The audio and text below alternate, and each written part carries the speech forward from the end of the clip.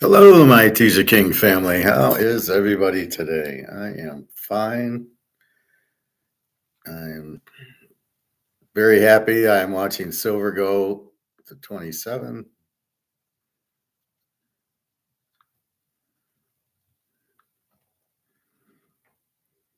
Quick out to Daria.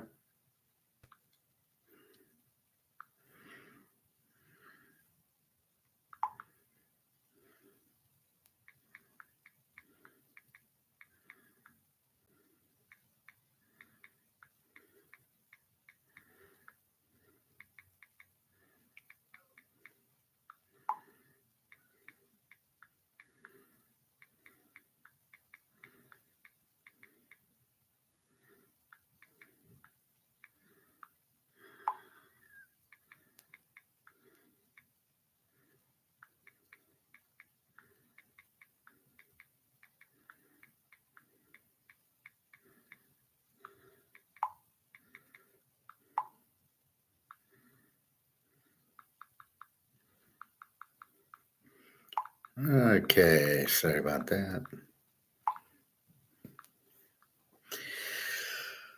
So, the gold bolts left the dock. Yes, I believe I can confidently say that as it is hitting. Are we at 2,300? Oh, we're at 22.99. We're this close. It's gone up since 8 o'clock in the morning. It's been nothing but up. Silver's gone over 27 as it's still loading. Hello. Silver 27.04, up another 88 cents. On its way to 35, and gold 22.99. So it's gone up. And I love is that the 10 o'clock did not go down and kill us. It went down at about, what is this, 4 in the morning? Yeah, 4 in the morning it dropped. And then a little bit sideways. And then since 8, it didn't drop at 10.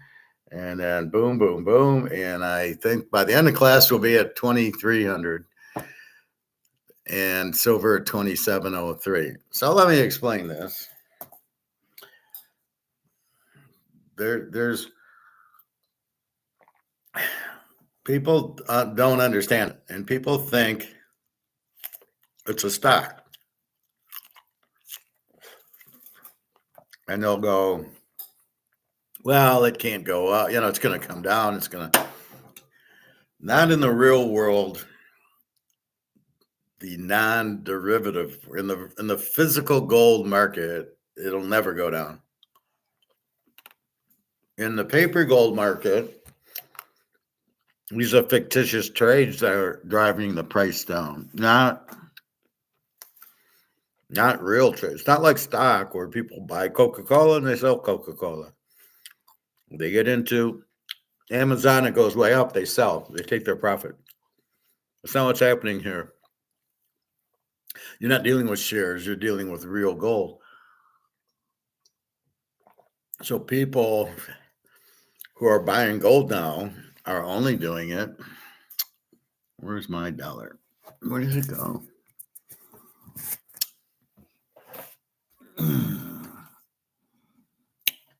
It's so weird. Here it is. So there's only one reason what's happening is you're getting out of this because these idiots think that to get out of debt, you print money. And you don't realize there's no consequence. You think there's no I can just print money, the MMTs. I'll print money. And money is money. It's just paper, so it'll never lose value. That's how stupid they are. How can these MMTs think you can just print money and not have any consequences? No intelligent person would ever not have counterbalance. If I eat cake, I gain weight. There's always something. If I hit the iceberg, the water comes in the boat. There's always something, right? So you print to cover your debts. This loses value. So with that said, once we break COMEX, which we're just about broken, you can see it's not going down. Now it's just get out of this. So as I leave this, I look around the room and I go, well, I can't go to Swiss francs, British pounds, euros. They're all the same. Soros has gotten to the gang where everybody's in MMT and everybody's printing money and it's all worthless. So the only option is, well, what do I do? How do I get out of this? Your only option is gold. Bitcoin's a madoff. It's a Ponzi scheme. It's not real money. It's not accepted by everybody. It's not like gold in any way, shape, or form. It's absolutely not backed by anything. There's no difference between this and Bitcoin. So therefore, well, to say 21 million Bitcoins limited, I disagree with that.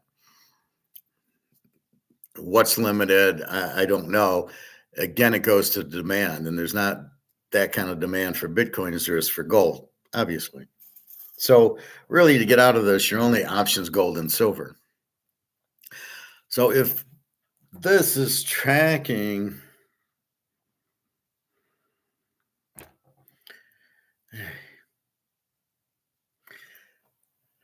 $27.98. If this is tracking the price, which it isn't, kind of it is. If this is an actual chart of stocks people are buying, who's selling? What are you selling your gold for? Okay, let me sell my gold. I bought it at 1,700, or better yet, I'm Egon. I bought it at 300. It's at 20. It's going to be 2,300. Am I going to sell it? What, to get back into this? And that's why I use the Titanic. So I'm in the lifeboat. Do I want to jump off the lifeboat to get back on the sinking ship?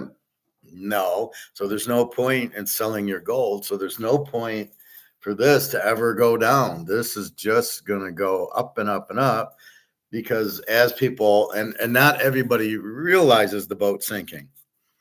As I showed yesterday, and I'll show it again because it's really crucial people understand this.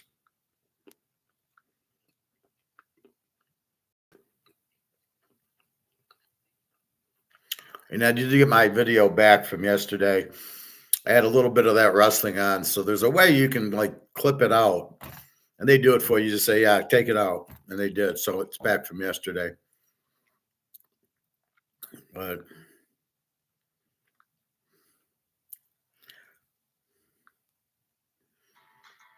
there's one thing that can, so this is the most critical thing. This is, it's a club and European Central Bank have been doing with something called quantitative.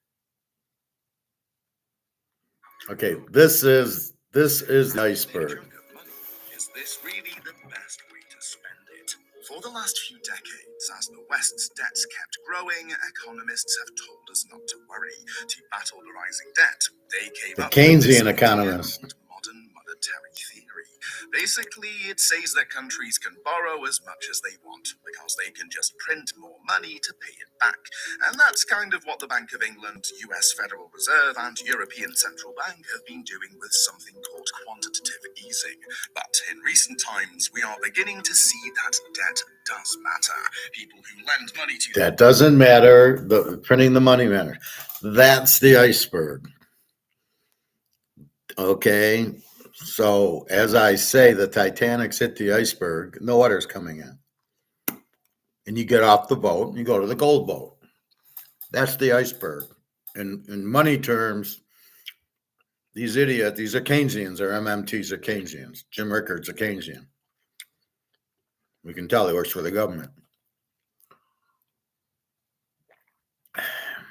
But he'll come across like he knows things, but he doesn't know anything. And this is what worries me, is they'll call him, oh, he's Mr. Know-it-all. He knows. Guy's clueless. If he believes this, he doesn't know anything. So the dollar hit the iceberg, which is the MMT saying you can print as much as you want to pay the debt off. And that doesn't matter. It's the printing of the money that kills you. So we printed and printed and printed. We got $21 trillion printed, SM2, which makes this worthless. Like eating cake every day makes you sick and heavy, not, well, cake won't hurt you. Yeah. So this has hit the iceberg. This being the Titanic, being the iceberg is the money printing, and thinking it won't hurt you. So how do we get off of this? We then have to go to gold and silver. Yes, Rolex. Yes, Mickey Mantle and Tom Brady cards. Bitcoin, no, because it's not money. It's a very risky. It'd be like buying a penny stock. Yeah, maybe it goes up to $10, and maybe most likely goes to zero. Now, am I pro or con Bitcoin? No, I'm pro. Um, I'm pro informing people of the right thing to do. Right? If Bitcoin was the right thing to do, I would say buy Bitcoin, but it's not. It's not money. It doesn't have a value. There's nothing backing it, right? It's not gold back. There's nothing backing it. The gold that is backed is like an ETF. Apparently, there's a couple that are ETF Bitcoins. We all know how bad ETFs are for gold. So really, you're only out, besides the Rolex and the Mantle card, is gold. So you're getting off the boat this because they're printing it to death, $21 trillion. And I love how they say, yeah, but they're not printing as much, or they're taking some off. Yeah, it went from 21 trillion to 20 trillion, 800 billion. Oh yeah, at that rate, yeah, okay. So gold being your only out, you start selling this, but just like the Titanic, you don't realize the boat sinking because these MMT Keynesians think you can just keep printing. So they don't even realize what they're doing, right? Oh, we'll just keep printing. So how does the whole world understand? Because the whole world's in the same spot, thanks to George Soros. They're all printing. So the only way out is to get off the boat and into gold. But you have to realize the boat's sinking and you got to get off. And the way they tell it, no, inflation's fine. They don't even know what inflation is. They think inflation's prices. So therefore they think prices are inflation. And therefore, look, inflation's even. No need to get off the Titanic. So it's like saying, instead of looking at the hole in the boat as the water's coming in, I don't know, look at the kitchen still serving the food, so it must be okay. I don't know. I mean, it's a bad analogy, but so the object is most of the people don't realize that the boat's sinking, the dollar's sinking, the yuan, everything's sinking because they're printing. So as the boat's sinking from printing to get to pay the debt from the Keynesian model, not everybody realizes it yet. So the need for gold isn't really out there yet. It's getting out there by people like me and Egon, but it's not really out there yet. But I think more people are becoming aware of it. I know in the US, they're becoming more aware of it. When I go to the gold store, well, it's a jewelry store, there's a lot of people buying. They're getting more and more aware of it. I know the owners are aware of it. I know the owner at the barbecue restaurants are fully aware of it. But so therefore, the people who are buying gold are smart enough to realize the Titanic sinking. I've realized it for the last 3 years. As soon as Biden took over and started printing, I said, whoa. And I knew exactly what was happening and what would happen. But people who are getting out of this into gold aren't going to sell their gold to get back into this. The Titanic's sinking. The last thing you want to do if the Titanic is sinking is to get back into the Titanic. So there's no reason to sell your gold. The other players in it are the central banks, China, India, and Russia, and the BRICS countries, as well as all the central banks, as long as Africa too, and Asia. So they're all Hong Kong, Singapore, they're all buying gold to get out of the dollar. So if that's your reason, is I'm buying the gold to get off the boat, to get off the Titanic, who's selling it? Right? Nobody is selling gold. Right? Nobody's selling this. It's a tiny bit dropping. It was 22.98. It was 96 now. People aren't selling it because there's nothing to buy. And the silver 27, we just hope silver, it broke 27, which is crucial, but there's no reason to sell it. Therefore, gold should never go down, because if you sell it, you got to get back on the Titanic. So if you're selling it to get out of this, this is your key. Let me get off the boat before it sinks. And this boat is in the whole world. They're all printing and printing and printing, and every currency is worthless. And you can see it happening in the UK. Germany's broke. Pakistan, Sri Lanka, Zimbabwe, Venezuela, Argentina, Brazil. Most of these countries are broke. Hey, Bobby Bo.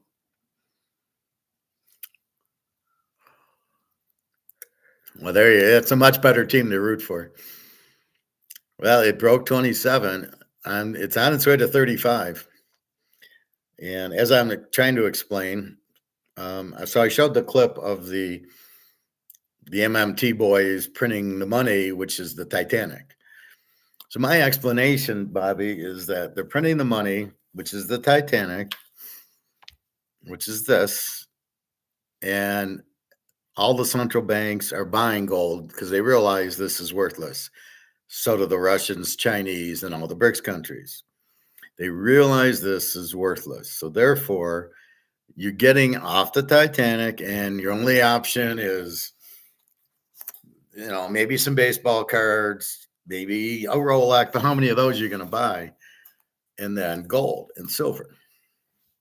So you're getting out of this because you understand it's worthless. But most of the people don't understand it's worthless yet. They're starting to understand. And as they see the price go up, they're going, why is the price going up? I thought it was a stock. But this is not a stock, and therefore shouldn't be sold, because what's your alternative? If you sell your gold, I'm going to sell my gold. Just pretend it's gold. It's the same color. Just because this is, this has gone up in value, my alternative is to sell it and get this. Well, I don't want to sell it to get this.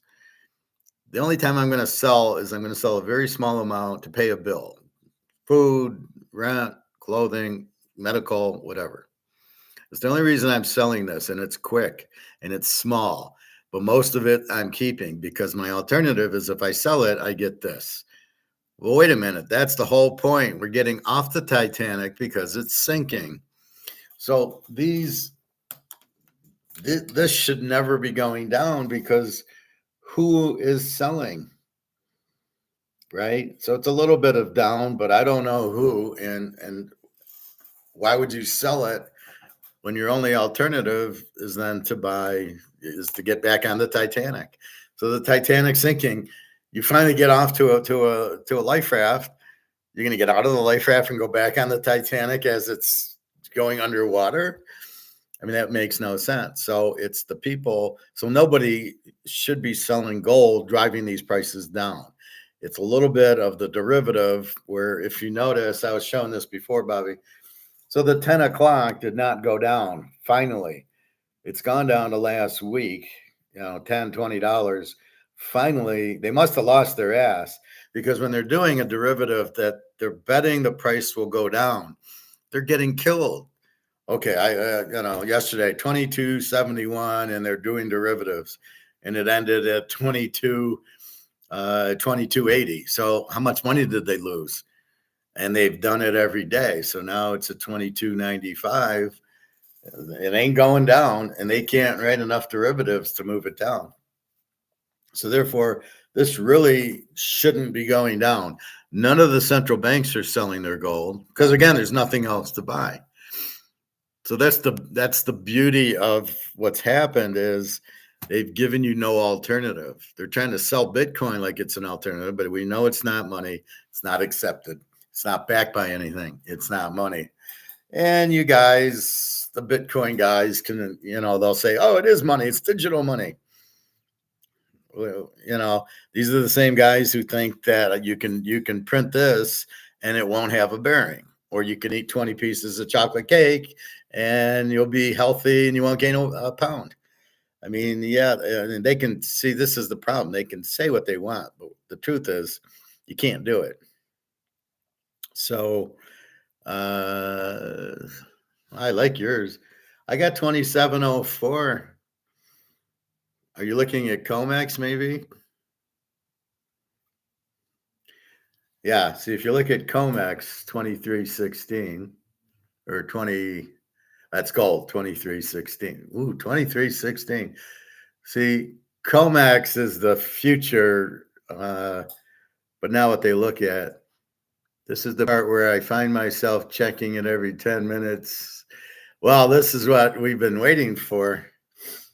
That's like why I go crazy with Daria. It's like you finally get the girl that you want, and you keep like, why isn't she texting me today?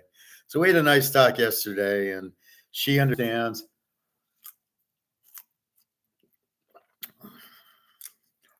Real quick, I was stoic with her, so I never bitched at her. I wasn't mad. Why the hell haven't you called me?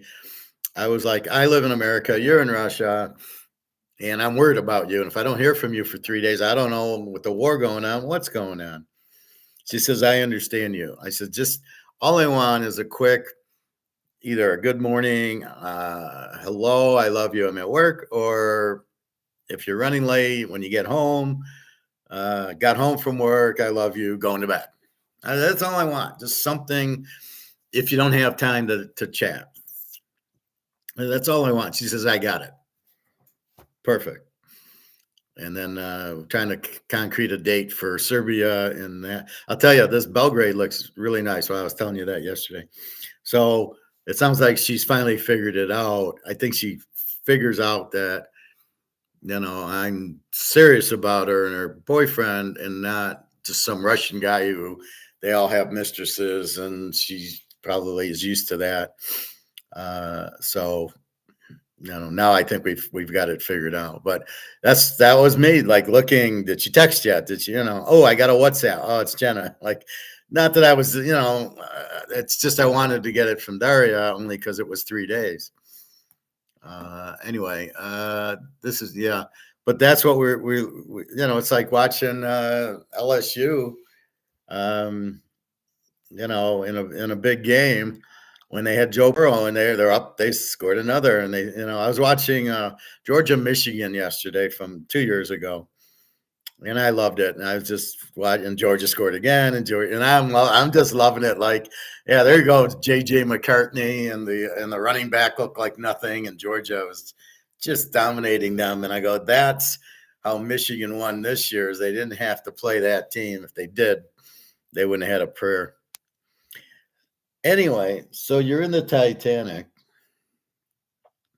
and your thoughts to get out. But does everybody understand they're in the Titanic?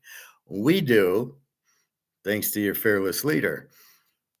The central banks do, the BRICS countries do, the rest of the people don't.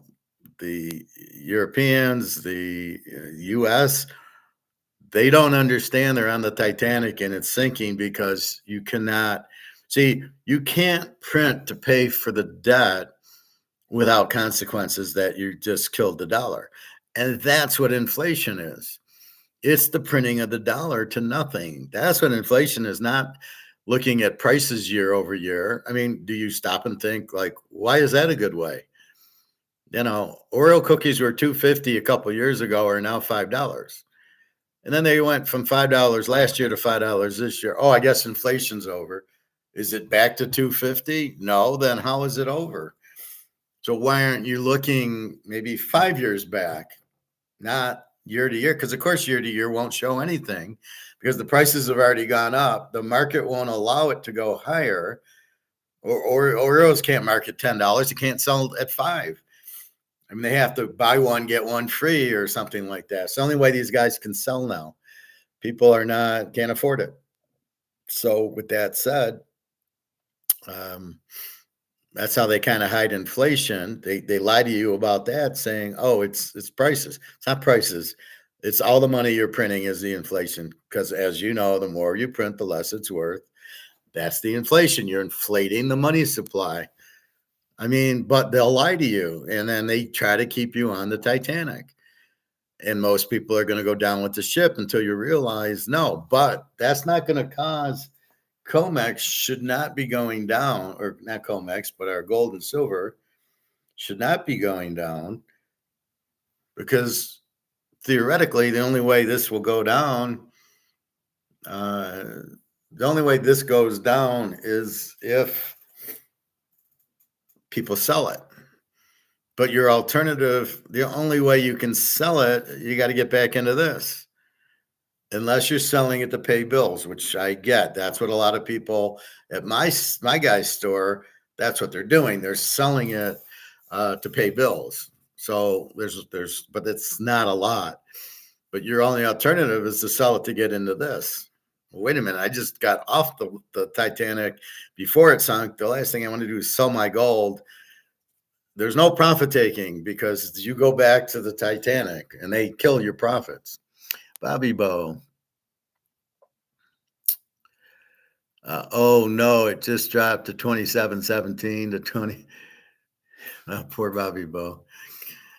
It's a lot better than 22, isn't it? Some people really do get scared for tiny drops, but I'm just having fun seeing it move after all these months, so I will remain stoic. We always have to stay stoic. It's the best way to be real. Well, this is what I'm explaining to you, Bobby. There's huge demand for silver because they need it for material, but it's also money. And you have to get out of the dollar.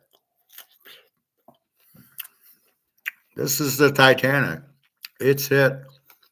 They printed it to death. You have to get into real money, gold and silver. So nobody's selling the gold and silver to drop the price. The derivatives have happened to drop the price, but as you can see, they're not really happening. So therefore, it's only the derivatives keeping the price down. But they can't keep doing the derivatives because people need it. There's too much demand. The gold demand is for money. It's to get out of this. The silver demand is not as much to get out of this as it is because they need to make batteries and solar panels in China and in India and Tesla, and these big companies need the silver to make, and you can't replace the silver. There's no substitute. So they've been keeping the price down on it for them, but that's starting to slip, as you can see. And then when gold starts going to the moon, people will realize the Titanic's sinking and will just panic, and they'll try to get gold and they'll go, "Oh my God, look at gold. I thought gold was only supposed to be $2,000 as it hits 2,300. Are we at 2,300 yet? Yeah, still 2,295. As it gets going, then you won't be able to afford it. Right? That's why we're buying it now. I'm buying those little tenth of an ounces. They're 220, 30 bucks. The quarter ounce was $5.50 I just bought. Now I notice there's $650, $700 on eBay. Everything went up. The halves are 12 something now. The ounces are all 23 something.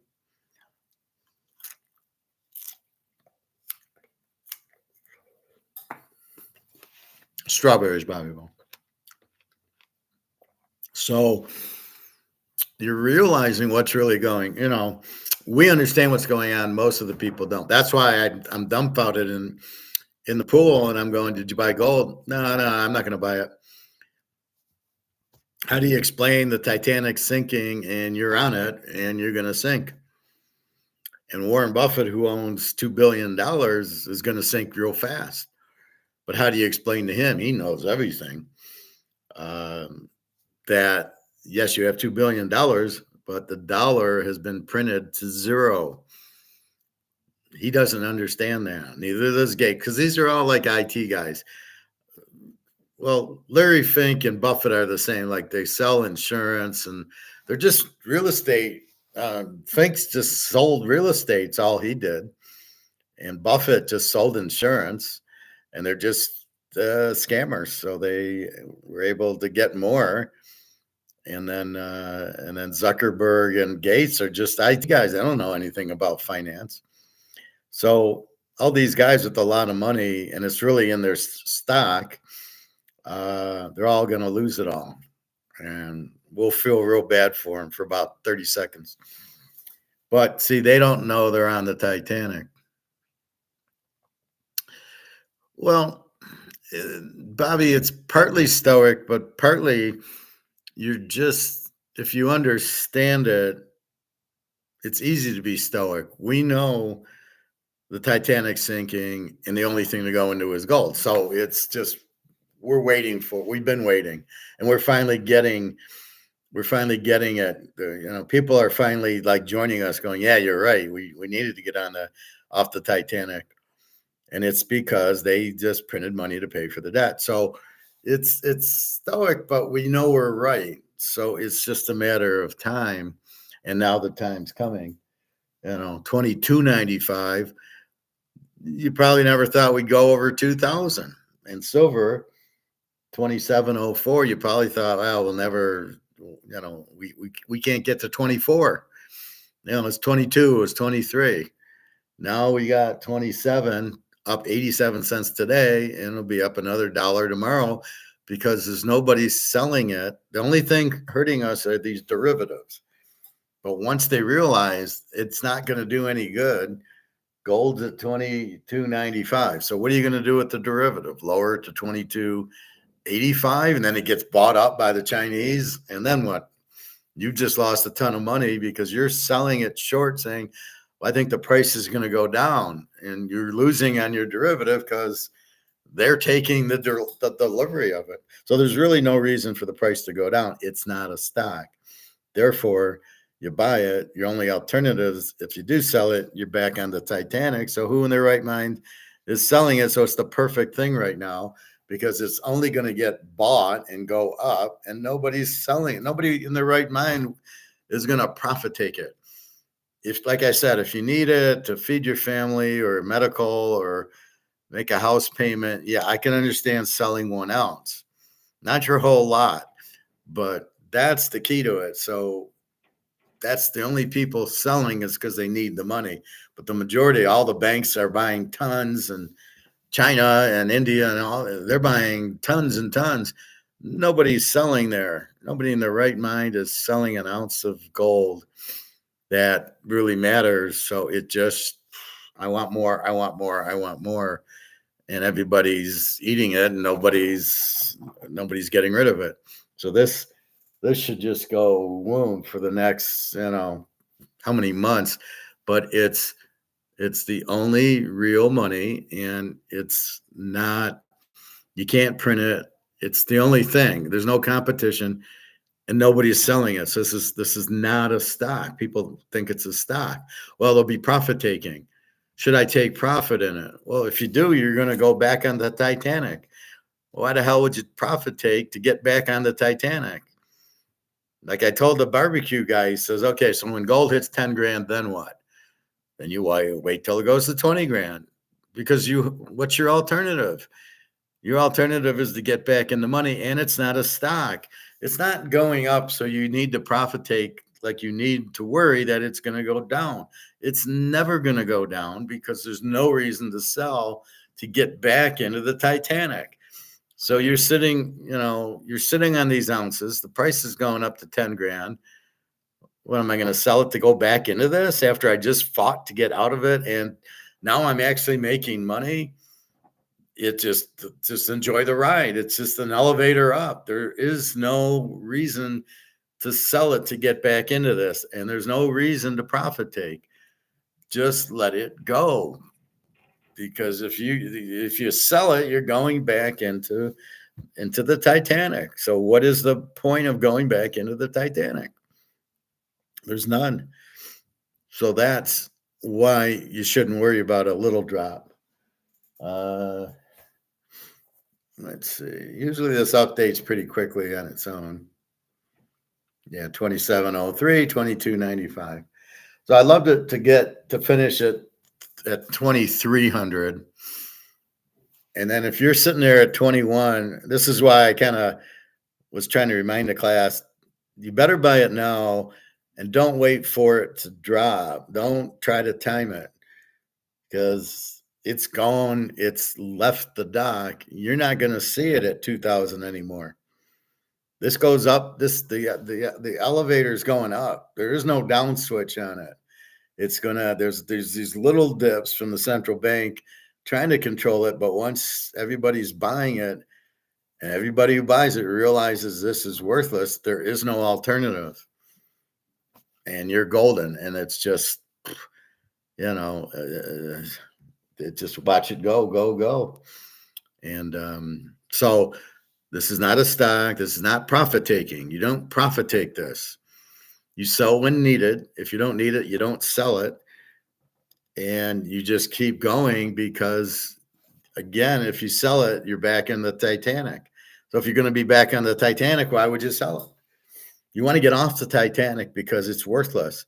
So you're going to sell gold that's worth 2,300 an ounce at least. We know this is still paper gold. Let's say you're at 20,000. You're going to sell a $20,000 ounce of gold for what? For this piece of crap that's worthless because they're printing. They think if they keep printing, it won't matter because you got a bunch of idiots running things. And that's all George Soros doing because George Soros put these idiots in there and he's getting revenge for World War II. The whole German thing. Now they wanted to take over the world and he knows he lost. So he's trying to blow up the world as he goes. So don't be fooled by that guy either. Bobby Bow. You're remaining stoic. We always have to stay stoic, and the best way to be relaxed. Well, that's why you need to understand, right? If you understand what's going on, which I know you do, then there's nothing to be worried about because the Titanic has hit the iceberg, in this case, the MMT iceberg that says it's okay to pay the debt, just keep printing money. But we know you can't just keep printing money without any problems, just like you can't eat, have 5 pieces of chocolate cake every day for 2 months. You will gain weight and you will get sick. We know that. You can't keep printing the money. It's worthless. And you can see now it's worthless. And they try to bash the inflation and the prices, but it's the printing of the money is the inflating. You're inflating the money supply, not inflating the prices. Yeah, we feel bad for them for 30 seconds right before we start celebrating. I don't feel bad for them for 5 seconds. Not any of the people who I've tried to help. That's all I can do. Is look, I'm warning you. If you don't want to listen to my warning, I am not going to feel bad for you for 5 seconds.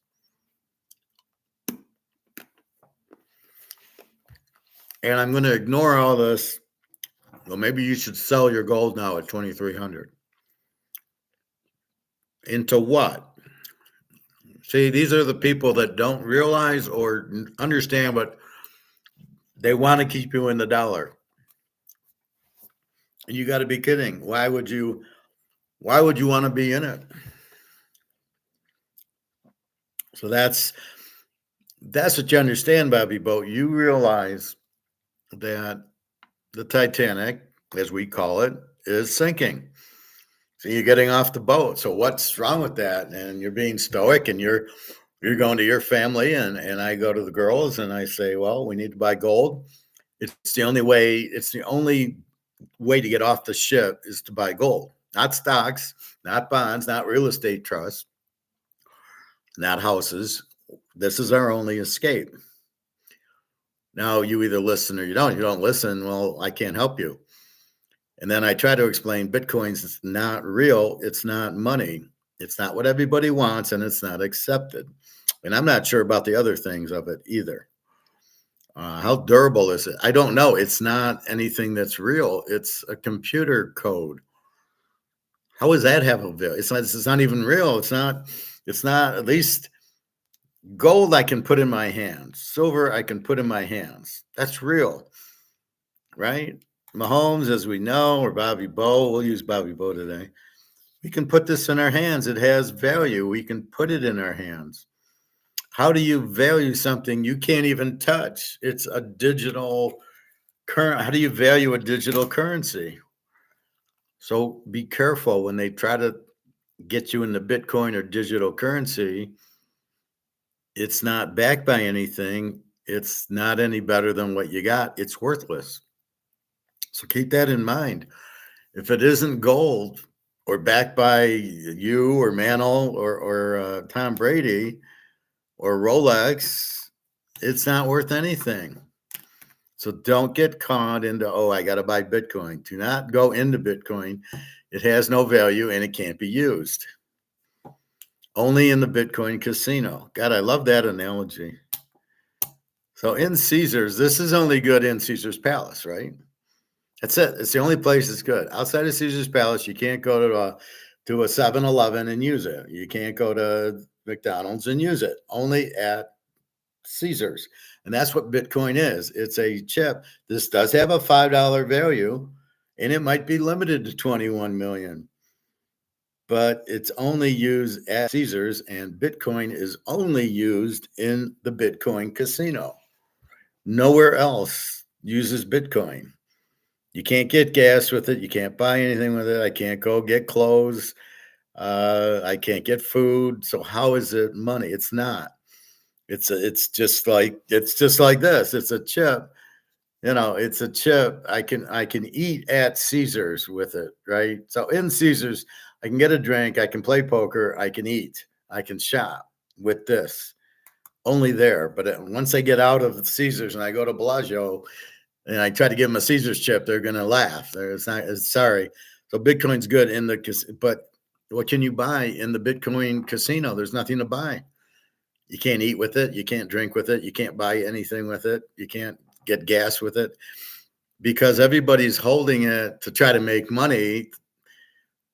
But we don't hold this. This is not held to make money. This is held to use to make more money. I'm playing blackjack with this. I'm playing poker with this. And this, you don't hold to make money. You invest it. But gold, you normally don't hold to make money, but now it's been held. We're making money on it for a while. As people realize, oh shit. And yes, alligator, it is gold going up, not the dollar. The dollar's gone. So it ain't the dollar going down anymore. It's strictly, it is demand driving the price up. Yes. Bobby Bow.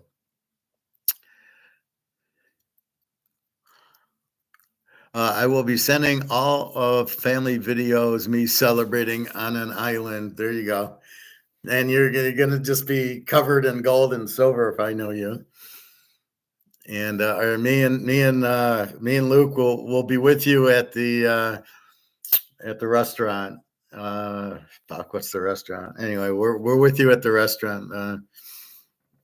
God, don't you hate having these mind fucks when you? I know it's a great restaurant and I just can't think of it. I can picture it, but I can't think of the name. Then it'll hit me when I'm thinking of something else. with a caption across the screen saying, "I told you, but you didn't listen." That would be hilarious. Those are the top two cards, the Bobby and the Mahomes. Oh, I agree. That's why I got them right here. That brings me to an interesting question. Go ahead, Bobby Bo. Since one of my girls was challenging that when I was telling her that metals are money, I'm sorry. What's your question in that? Brings up an interesting question. Since one of my girls was challenging that when I was telling her that metals are money. So what is? I don't understand the question there, Bobby. She was. Sorry, I'm teaching.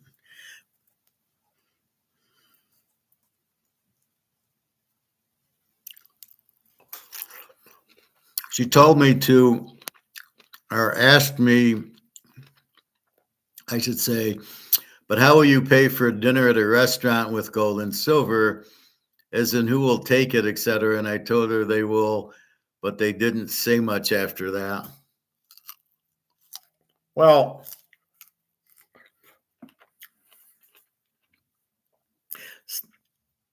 that's always the question with gold and silver.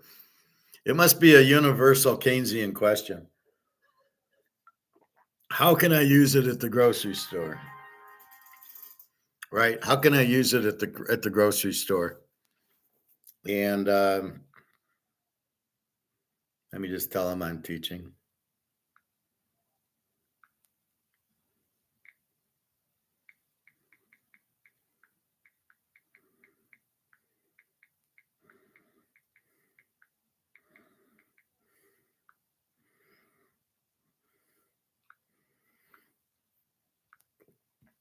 So that's always the magic question. How are you going to use gold or silver at the grocery store? And your answer is how will you use dollars at the grocery store? You're buying it because the dollar, it doesn't have a value. That's the part they're missing. They think everything's going to be the same.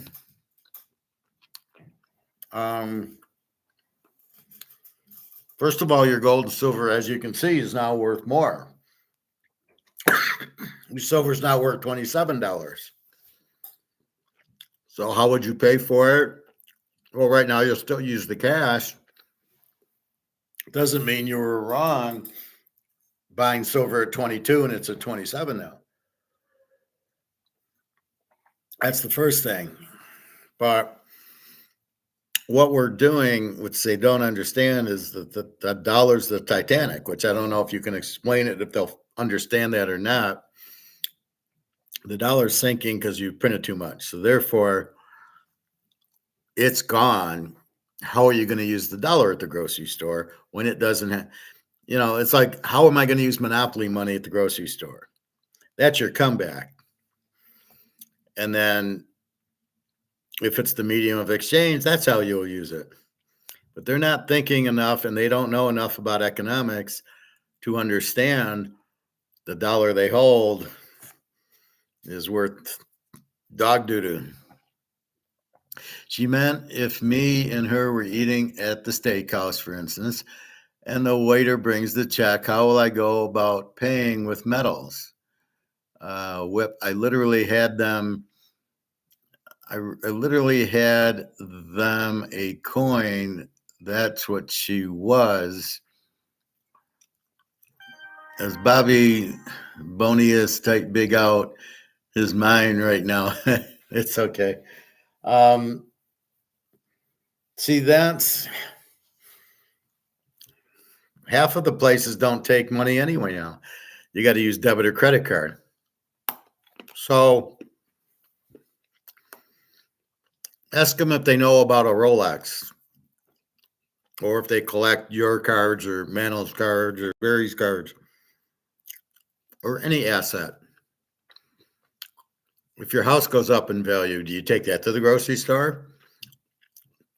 You're buying it, getting ready. See, right now you're buying this because this is going out. So you're preparing for this to go out. So it's sort of like the bullpen pitcher is getting ready to go relieve the starter, right? He's pitched his 100 pitches. Oh, okay, poor baby, that's it. But what does he do? He warms up in the bullpen. That's what you're doing now. You're warming up in the bullpen by buying silver and gold because this guy's going to be retired. And to tell your daughters it's you're buying the asset because the dollar's going out. You know the dollar is the Titanic. You know it's going out. You know the only option is gold and silver because there's not another money. We can't go to British pounds or Swiss francs. This is what blows my mind about Switzerland, how they could be fooled by it, as smart as Egon is, to let this happen where the dollar is worthless. So I don't know, but he's so smart to buy it, but yet Switzerland isn't smart enough to not have gold-backed currency. Well, that's because George Soros doesn't want it. He wants to bankrupt the world. So the best way to explain it to him is just, well, what if I bought you a Rolex? Would you want it? And what if the Rolex went up in value? It's an asset. How would you pay for dinner with the Rolex? You wouldn't necessarily, but we're preparing for this to sink. That's why we're in the gold and silver at this point. And it's sinking. We can see it. 2706, 2297. And I'm looking at gold price. I'm not looking at the at the COMEX futures, right? Okay, Shimon asking. Sorry, is Bobby Bowes typing big out of his mind right now? No, that's fine, Bobby. I got the gist. So the idea is this is the Titanic, and this is the problem. You have to explain the whole story to her. As this goes out, you need a replacement. Therefore, instead of waiting for this to go out, we know it's going out because they're printing it to pay the debt. You can't keep printing it. If you print it like that, it goes out. You're preparing for when this sinks and goes out, and then you'll be able, and then you'll look at her and say, see how smart I am having gold and silver? Now I can pay for the stakes. Where if I was still in the dollar and it's worthless, I can't afford the stakes. We're eating worms and I don't know, worms and moss. That's what we'd be eating. We wouldn't have any money. So by me being clever enough to have the gold and silver, so when the dollar goes and sinks, we have something of value that can buy us the stakes. So that's really the answer. It's not, they always come up with it. Well, tell her I can go to my barbecue place and use silver right now. Today, I could go there today and order my ribs. It'd be $30, and I could take an ounce of silver and pay for it. And he would take it. And he said, I want to put up a sign that says, I take gold and silver. I said, absolutely. You should do that. Absolutely. And watch how much you get in. I guarantee you, he takes silver. We'll go get the barbecue tonight. So it's just funny how they always ask the same question. How are you going to pay at the grocery store? And here's my answer. So we're kind of friendly. This guy, he's the one telling me about Serbia and Europe. And he goes, and he says, I said, did you buy any gold yet? And he says, no. And he says, how can I use gold at the grocery store? And my answer in about a half a second was, what are you going to use for money at the grocery store? Because this isn't going to have any value. You can't use this at the grocery store. What are you going to use? See, this is where the problem is. These people do not understand. This is the Titanic and this is sinking. And you're getting off the boat, and people can't understand. They can't comprehend it. They can't comprehend the MMT guys saying you can print as much as you want to pay for the debt without understanding that you can't. If you keep printing like that, the dollar will have no value. And that's why all the central banks understand that, and we understand that, and they're buying gold and bricks. China, okay, why does China have 60,000 tons? And why does Russia have 30,000 tons? We all know Putin, pretty smart guy. He's a lawyer, I hear. Why would he be buying gold? Why would Putin buy gold? He's not stupid. We know that. So that's why, and BRICS is going to a gold-backed system. Why? If everything's fine and rosy, why wouldn't they just print a dollar? Because it doesn't, you need gold backing your dollar to keep the dollar solvent. As every dollar in the world, what was it, like 5,000 of them all went to zero if they're not backed by gold, because they keep printing and printing and printing and having wars. So once you understand that, that's why BRICS is going to a gold-backed currency, and that's why the price of gold is going up. So what you're doing, Bobby, is you're 5 steps ahead of the game, right? And you're going, well, I know the dollar's collapsing. That's what you got to tell the daughter and see her reaction to that. Do you understand this is the Titanic and this is sinking? And then get me a look on her face of, does she understand that? That's really the point. People don't understand the Titanic sinking. That's why I use the Titanic, because people can understand the Titanic. And it's exactly what's happening. It's sinking. The money's going to zero. But nobody believes that, because they all believe, well, we'll just print more. They don't understand printing more makes it worth less. Go ask the Romans. Go ask the French. Go ask the British. It just, why do you think things cost more? Why is Orioles $5 for a container now? Why is Coke $3 for a 2-liter? Oh, that's inflation. Yeah, because you printed the dollar that now it doesn't have a value. So you need more dollars to get the value out of the product. This goes up. Let's say it was $50. Now it's $100. Well, it's only $100 because the dollar isn't worth as much. So you need more dollars to buy it. That's why. Why do I need more dollars? Because you've printed too much and you've hurt the value. You've inflated the supply to 20.7 trillion, which is M2 money supply on the Fed website. And you can see it's gone from 1 trillion and then it went to 21 and now it's 20.8. And they're all proud. Look, we reduced the money supply. Yeah, it's still 20.8. It's still worthless.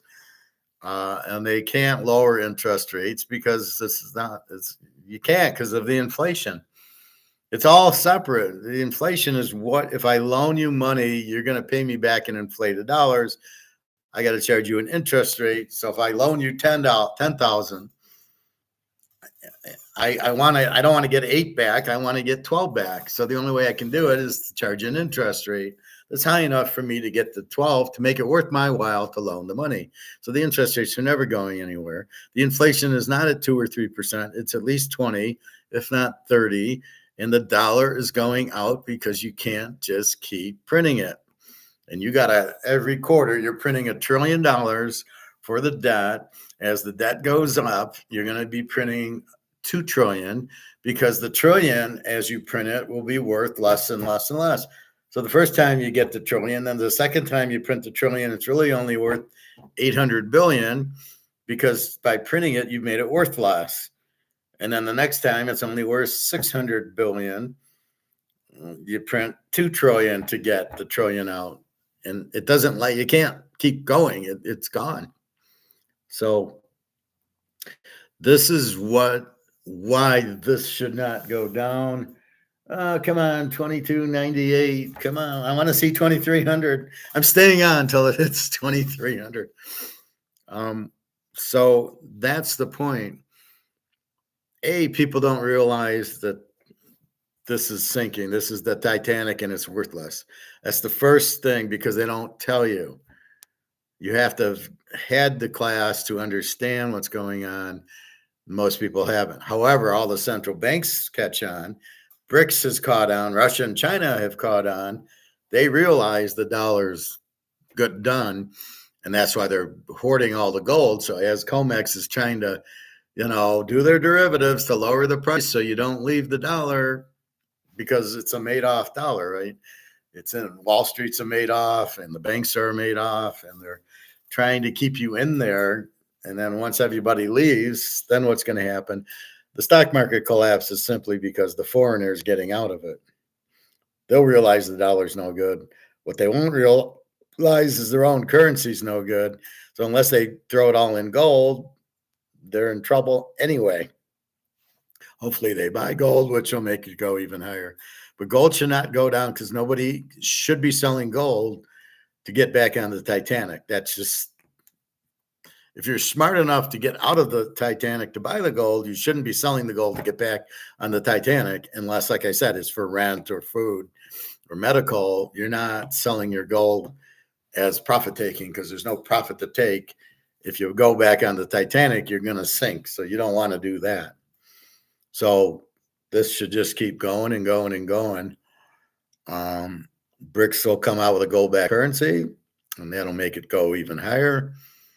But right now, this is what we got. COMEX 22.98, 27.07. Silver finally breaking through. It should go all the way to 35, and then we'll see 50, and then we're going to see 250. And if we're jumping in the stands now, Bobby Bo, at $2,300 gold, we're going to be really jumping at $250 silver. I think Luke might be able to buy his house at $230 silver. Oh yeah, the Capital Grill. I knew I'd remember it.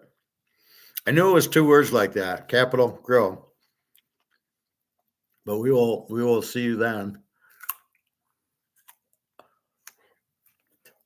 So on your island, are you going to have a Capital Grill? This will be the question. So that's what's happening in gold and silver. So you are not profit taking. There's no profit to take. It's just gold going up to where it should be, and it's not even close. It should be at least $25,000 minimum, and that's before people realize the dollar is these Titanic is gone. The reason I get 25,000 because it's been suppressed. So as it starts going up from this, it stop being suppressed and going up, more people will jump on, because we'll get that emotional going. Oh, gold's at 5,000. I better buy it. Oh, gold's at 10,000. I better buy it. And the more people will realize the dollar's worthless, and your only choice is to jump into gold and silver, not Bitcoin. Bitcoin's not money. Don't make that mistake. You'll make a lot more money in gold than you ever could in Bitcoin. But you see Bitcoin, I saw it down to 62,000. I looked earlier, just for a laugh. As it goes on its way down to 10,000. See, gold can't do that because nobody's going to profit take it. And plus, if Bitcoin's only got 21 million, they won't have. It's almost gone. I mean, now what do you do? Okay, they're all sold, and everybody's going to hold because they want the price to go up. How do you buy it anyway? See, gold's not like that. Gold, there's 255,000 tons, but as the price goes up, people will sell it, and people can buy what they sell. But pretty soon, it's going to be very expensive to buy it. That's why I'm telling you to buy it now while you can. You're not going to be able to buy it. You're going to be able to always buy it, but it's what you pay for it. So my friend went in with $100,000 check, and he got, I'm going to say, like 52, 53 ounces. Now he goes in, he'd get 40 some ounces. If it hits 5,000, he'd only get 20 ounces. Could you imagine $100,000? You go into the gold store and you get 20 ounces. Oh my God. So that's why I've been buying as much as I can, even if they're tenth of an ounce or quarter of an ounce. It doesn't matter. All you want is the gold. You keep getting it, and the silver. No, silver's still cheap. Silver's 27. They're probably selling it at 29.30. Not a problem. It'll be 35 probably by the end of next week, and then it'll be 50. See, once it hits 50, see, like gold's all-time high now. It's at 22.98 still, but the all-time high was like 2050 or 2100. So as it broke it, now it's 2300. Now people are going, oh shit, wait a minute, it is going. And that's what'll happen in silver. They won't believe it'll go past 50. And then when it hits 100, all of a sudden everybody's like, oh shit, we were wrong. We should have listened to the professor and Bobby, and then they would realize what's going on. Bobby Bo, some local number just randomly call saying my name and trying to confirm my birthday. You ever get this, Professor? No, that's a new one. I haven't gotten it. Did they say what they were? Was it a company, or did you win something? But I wouldn't give my birthday, social security, driver's license, any of that stuff. So they said, Bobby Bo, and is your birthday? Yeah, I don't even know if I'd answer, because there are all these strange area codes calling from computers. That's the biggest red flag that it's probably a Ponzi scheme or scam. So I'd be careful with that stuff. You know, my friend Scott just called. It said Scott. If Bobby called, it would say Bobby or Nick or Luke. And if I call, you say Professor. So you know who's calling you. So if somebody weird's calling you, who are you and why are you calling me? Where did you get my number? I just think it would be weird. What I would tend to do is not answer it and then call them back. And then either the number's been disconnected or you won't be able to get through because it's not a real call. So when in doubt, don't answer it and call it back. And then see how they answer. If this is Joe's Produce, okay. If it's please leave a message or just wait, and they don't tell you the name of the company. I did that once and I didn't answer it. And then I called them and they said, oh, this is Joe's Pools or something. Did you want to buy a pool? Like, what the hell? So I just hung up and blocked them. But I don't know. I'm not buying a pool. What are you talking about? Or there was one for like my bathroom, putting in the bathtub or the shower or something. So no. All right. So basically that's our goal. 2708, 2299. Here we go. Let's get to 2300. Now on COMEX, it is 2300.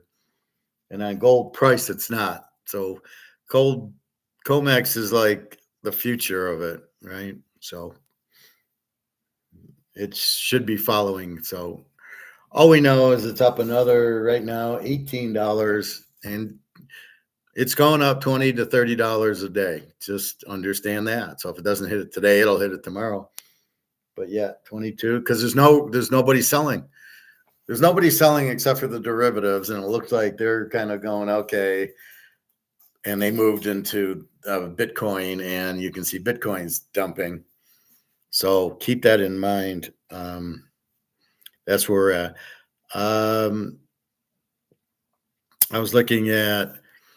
I was watching some football.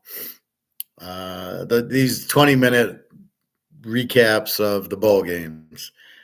And I'm watching Penix against Caleb, and Penix is so much better. It's not close. I think it's Penix and Daniels and Bo Nix. I'm not sure Caleb is a good quarterback. And where the hell does Drake May even get involved in this conversation? Well, he's physical. He looked good, and I love when he looks good on pro day. How did he look against Clemson? That's when the game's going on. Not how did he look when there's nobody rushing him and he's fast and he's got a big arm. So I want to draft him because he can throw the ball 80 yards. Yeah, how does that work out with Josh Allen? Yeah, they're winning. Then they win their 5th Super Bowl in a row. You've got to look at them in game action. That's it. She asked if that was my birthday, and I said, no, it's not, even though it sounded right. Yeah, you don't even talk to him. What are you going to gain? So be stoic. You're getting a vampire talking to you. Why are you talking to him? There's nothing stoic about it. Just if it's a weird number, don't even answer it and call them back and see if anybody answers. Yeah, well, we live and learn. Call it back and hang up after I see who it is, then block the number, and so they call back. But they want to answer. See, most of the numbers that you call back are scams, so you can't call them. So if it's a real number from, I don't know, Saks Fifth Avenue, they're gonna answer it Saks Fifth Avenue. Did you order this necklace? But that's the thing. All these are phony. And so if you call them back, it's going to either be busy or disconnected. They're not going to have they're not going to have a system set up. Hello, yes, this is Macy's or this is Saks Fifth Avenue. That's what the point is. You're not going to get that because it's not real. Why do they call it futures? What do you mean futures? What are you talking about, futures? I assume in the future, but I'm not sure what you're saying.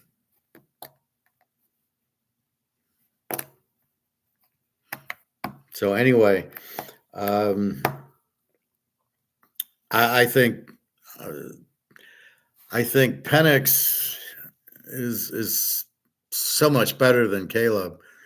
They played head to head, and Penix killed him. And number 7, the running back, Dylan something on Washington, man, that guy. There's 2 really good running backs besides my Oklahoma State guy. There's the guy on Missouri, excellent running back, and the guy on Washington, number 7, Dylan somebody, looks fantastic. He had a huge game against Oregon and USC. So you need the running back. If you want to complete my Super Bowl team, you need the quarterback, the running back, the receiver, and the defense. So a lot of you guys need the running back. So he's excellent. Those 2 running backs are excellent. Cook, I don't know from Missouri if he's getting drafted. If he is, I'm adding him to the list ahead of Caleb. That guy's very, very good. So I'm looking at these mock drafts and I'm throwing up. Okay, so somebody traded with New England for the 3 pick and they got JJ McCarthy, and I'm like, I think it was Minnesota, and I'm like, are you fucking kidding me? You trade up to get JJ McCarthy. What part of JJ McCarthy are you looking at?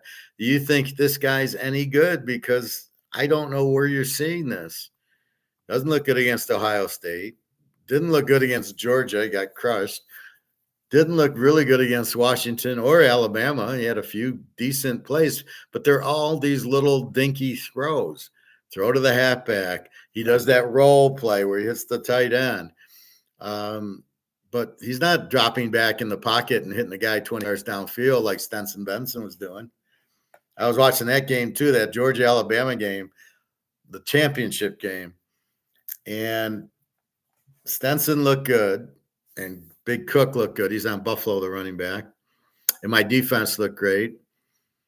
And then I'm looking at Steve Young, and I'm going, this is the guy you decided to draft number 1. Because he was playing a real defense in Georgia, and he didn't show up at all. And then, and then I'm looking at C.J. Stroud last year against Georgia, and it was not the same Georgia team. They had some injuries, and they were rushing 3 and 4 guys, and they were playing man coverage. So they were basically all going away, and then he was running because they were playing man coverage. So everybody thinks he's good. Oh, because of the Georgia game. He didn't do shit in the Georgia game. He had a couple of lucky passes,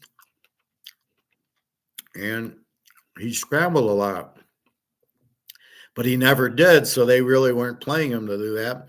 And they weren't blitzing till the end. When they blitzed, then the kicker, I think I missed it. But watching those games, you got to be out of your mind to take Caleb. And where was North Carolina? Oh, Drake May. They didn't even go 500 with Drake May. Yeah, let's draft him. Let's draft him number 2. Oh, my God. See, this goes back to the MMT guys. Well, we can print money to pay for the debt, and people believe it. And let's do inflation year over year. Let's not go back and compare 5 years to last year when the inflation really hit, when the Oreo cookies went from $2 to $5. Now we're going to compare the $5 last year to the $5 this year and says, oh, no inflation. That's the problem with measuring it that way. But it's the same people doing this draft. Oh, we'll take Caleb 1. What are you watching? Oh, we'll take JJ McCarthy 2, and we'll take Drake May 3. What are you watching? Are you insane? There's nothing there that justifies any of those 3 being drafted in the first round, more or less 1, 2, 3. And you're going to just sit there and watch Penix, Bo Nix, and Daniels go by. I don't get this. I really don't get what they're looking at. I said the same thing last year. Where is Young going first, and then Richardson second? What are you looking at? And it's proven out. Young's terrible. Richardson's terrible. And I'm not sold on C.J. Stroud at all, even though Alex likes him.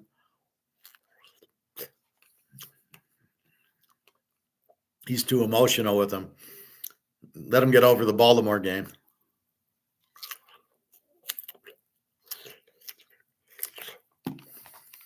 So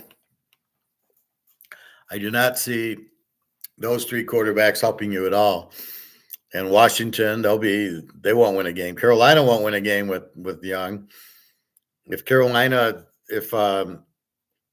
Chicago's not going to do shit with, they're probably better off with Fields than they are with Caleb. Then I saw that they were going to draft another receiver. You got Keenan Allen and DJ Moore. Why would you take another receiver? You need defense. You need running. Why are you taking? I'm not sure why you're taking Caleb, and I'm not sure why you're taking a receiver with the 9th pick. That seemed really strange. Or the Oduzzi from Washington. Great receiver, but I don't think the Bears – you got Keenan Allen and the other guy. You don't need a receiver. 3 receivers like that they're not good. It's a waste of time. You need an offensive line at running back, at defense. You don't need 3 receivers like that. But Oduzzi's a good one for Washington. Like I said, in number 7, Dylan somebody is a stud at running back. I'm not sold on the Michigan guy because against Georgia, he didn't do shit. Last year, he looked a little bit better, but against the big boys at Georgia, he had, 20 carries for 20 yards. So that's my thought on that. I just think it's I don't know the criteria. Why is it pro day and not the actual games? Isn't that what we're looking at? The actual how they played Georgia and, how did North Carolina do against Clemson and Duke and North Carolina State? Didn't show up. So what makes you think this guy's a good quarterback? That's what he needs to do. And I was watching the Duke game, and he didn't do anything. He threw the ball up for prayers, and he had a real good receiver who could get the ball, and that's what happened. Otherwise, I don't see anything there.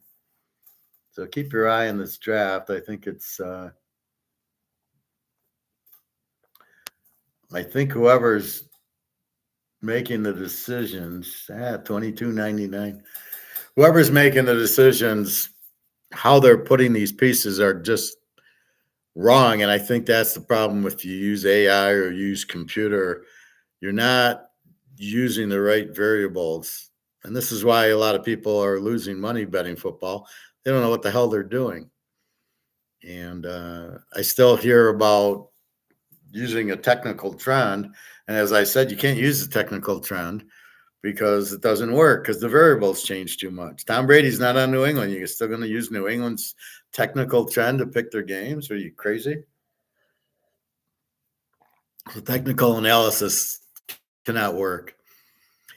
Why do they call it futures, Bobby? I it's just because that's the price out, in the future, in a month or something. For with futures.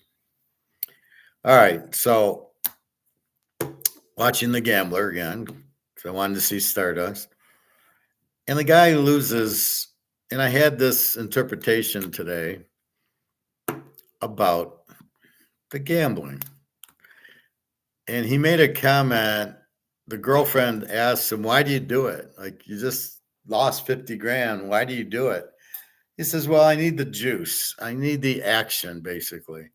So he bets not to win. He bets because he's bored and he's smart and he wants the action. And he's got a rich grandfather. So he thinks, even if I lose, I'll go ask my grandfather for the money. But you know what? I'm so smart. I'm going to win. I don't need to make any money. I bet. And that's, I'm a good, smart guy. So I'll just make the bets and win. I won't have a bankroll. I'm not really playing to win. I'm playing for the action. And that's when it hit me why people don't quit a winner and why they play the poker and why they play at the casino and why they play Bitcoin. They're playing for the action, but in gold, you don't get a lot of action until now.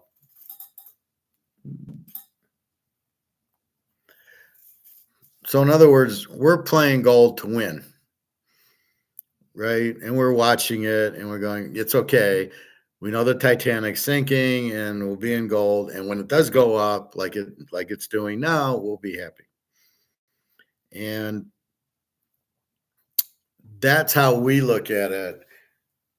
That's the stoic. That's how I do it. The stoic way is at poker. People go, "I wish I had your what's it called? My patience, because I can wait for a hand." And what I discover is most people are kind of blindsided now into the action. That's what Madoff gave you. I can make 15% a month. How do you do it? I can't tell you, but you'll make 15%. And they're going, "Oh, good. I'm going to make 15%. I can't wait. I need to make it now. I can't be patient and wait for something good to happen." And that's the problem. So people are not patient. One thing Madoff taught them was to get instant gratification. That's why they bet football. The game's over in 3 hours. You bet. Well, we need more betting. We need more action. So let's do player props and let's do how many wins by the team. And we'll throw in money lines. So they do all this crap because you aren't playing to win. You're playing for the action. And that's why everybody loses. The more action you play without really understanding, you're going to lose. And if you don't quit a winner because you want the action, you'll never win.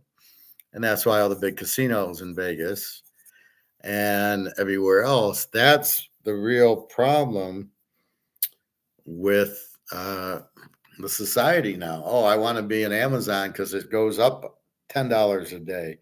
Or I want to be, that's why you play these stocks. So I'm going to play Apple because it goes up every day. And I have no patience. I need to make money today. I can make more money. Gold's kind of boring. We can't make any money. It's very low. And that's the problem is the smart people who play to win. That's why they win. That's why hates us because we're not there for the action. However, we're about 1% of the population, just like we're the same people in gold because we see it's the smart move. It's the smart play, right? Tessio is always smarter than Clemenza. So it's the smart play versus the emotional play. And that's really when the light went on. I play to win. So when I go and I play poker and I hit a hand for $100 and I get down to 50, I get up and leave. And people go, I don't, how can you play like that? Well, because I won. Why am I here? Why are you here? Are you here just to get out of the house and entertain, or are you here to win? I'm here to win, but I'm unique. That's how we pick football. I look and I'm patient to find the answer to the key. And then we go, it's Mahomes, it's the defense. That's finding the answer of what's successful. Let's see, Mahomes has Pacheco and Kelsey and a killer defense. Yeah, they're going to win. The Niners, yeah, they got McCaffrey and Purdy and a killer defense. So it's really close. And then when you get Mahomes as a dog, it's a joke. But when you get and you look at Lamar, you go, he's not Mahomes. He doesn't throw the ball well enough. He runs, but not throw. And we, in our patience, have figured out the running quarterbacks aren't successful. Michael Vick and Steve McNair, and you can just go back and back and back. They never win because you're not using your receivers. So the defense keys on the quarterback running instead of worrying about Jerry Rice. And that's what happens. So by being patient, you figure all this stuff out. That's how you win, because you're able to be patient. And the non-patient people, oh, I'll bet the money line. I'll bet how team total. Do you think Chicago will win 9 games? Oh, well, they're gonna take Caleb. That's not research. Nobody's patiently looking at the Washington game and the Utah game, the UCLA game, going, Caleb sucks. Caleb against good defenses doesn't show up. That's the point. We know that's what you're looking at. You're looking at them. How do they play? I don't want to know the pro day. The pro day to me is a waste of time. If I was the GM, I wouldn't even show up to it. I'd be sitting watching the game film of their big rivalry games. Oh, Oregon State, Washington State, Washington, Oregon, the Texas game, Michigan, Ohio State. That's what I'm looking at to see how the guys played under pressure against a good rival. That's all I care about. I don't care if he can run a 4.3 40. It doesn't mean anything. The whole league in the NFL runs 4.3 40s. What's that going to get you? I need a guy who's smart, who when the blitz is coming gets away from it. Tagovailoa doesn't do that. Lamar gets Jalen Hurts. Where did he disappear to the last 6 weeks? They blitzed him. Yeah, that's how you defeat all the running quarterbacks. So that's where patience is, but that's the key to winning versus playing. So when the gambler loses 44 grand in the beginning of the movie, I'm talking James Caan, he wants the action. He's bored. He wants the action. Then he goes and plays basketball with a kid. He's stopped at traffic. He sees a basketball game going on, and he goes and plays, and they only have a dime. And he says, I'll play it $20 to a dime because I need the action, and he loses. And then we go to he's got to get the money from his mother. Like, really? You're a child? And then why are you betting 44 grand if you don't have it? Who does that, right? Only somebody who needs the action. He just has examined, why do you need the action that badly? What are you missing? You got a girlfriend, so I don't get what you need the action for. But see, he's betting for the action, not to win. Then we get to Vegas, and as I said, he hits 13 passes in a row at the crap table. I don't know if he left on the streak or not. Then he hits the roulette. He hits the red 5 for 12 grand. Where are you going? You're on your streak. You're playing to win. Keep going. You bet your streak. Then he goes to back rack and he hits 3 hands in a row with natural 8s and a 7. And he gets up and leaves. Where are you going? Yes, I agree, quitting a winner, but that's not what he's doing. He's on a hot streak. you play the hot streak out. Now, what you do is you pull back some of the money. So at Backrack, he was 1,000, then he went to 2,000. His next hand should have been 1,000 and pull back 3 and keep going. You're hot. That's what you're waiting for. And he keeps quitting. Then he gets the blackjack and he's got the 8. He's playing 10 grand a hand, 5 hands, which doesn't make a lot of sense because he supposedly only won 90 grand, yet he's got a stack of black chips and they're $100. That's 10 chips. That's $1,000. And you're playing 5 hands. That's 50,000 you're playing. So how did you only win 45,000? You got 50,000 at the blackjack table and you had stacks in front of you, another 40, 50 grand. So it didn't make any sense. And then so he plays 5-handed, he gets 18 and the dealer's got a 10 and he doubles down and wins. I'd have been there for the next month. I would have been eating all my meals at that table. I would have tipped the dealer and I wouldn't not be leaving. Okay, that's it, we're done. That's a guy who wants the action and got satisfied with the action because he did stuff, but he didn't really play to win. He didn't play his streak. He should never have quit blackjack until he finally started losing, right? That's how you play streaks. That's how you win, is the streak. So you keep playing until you start losing. Then you get up and leave. You don't get 10 blackjacks in a row and get up and leave. What, are you kidding me? Bobby Bo, how long do you usually wait to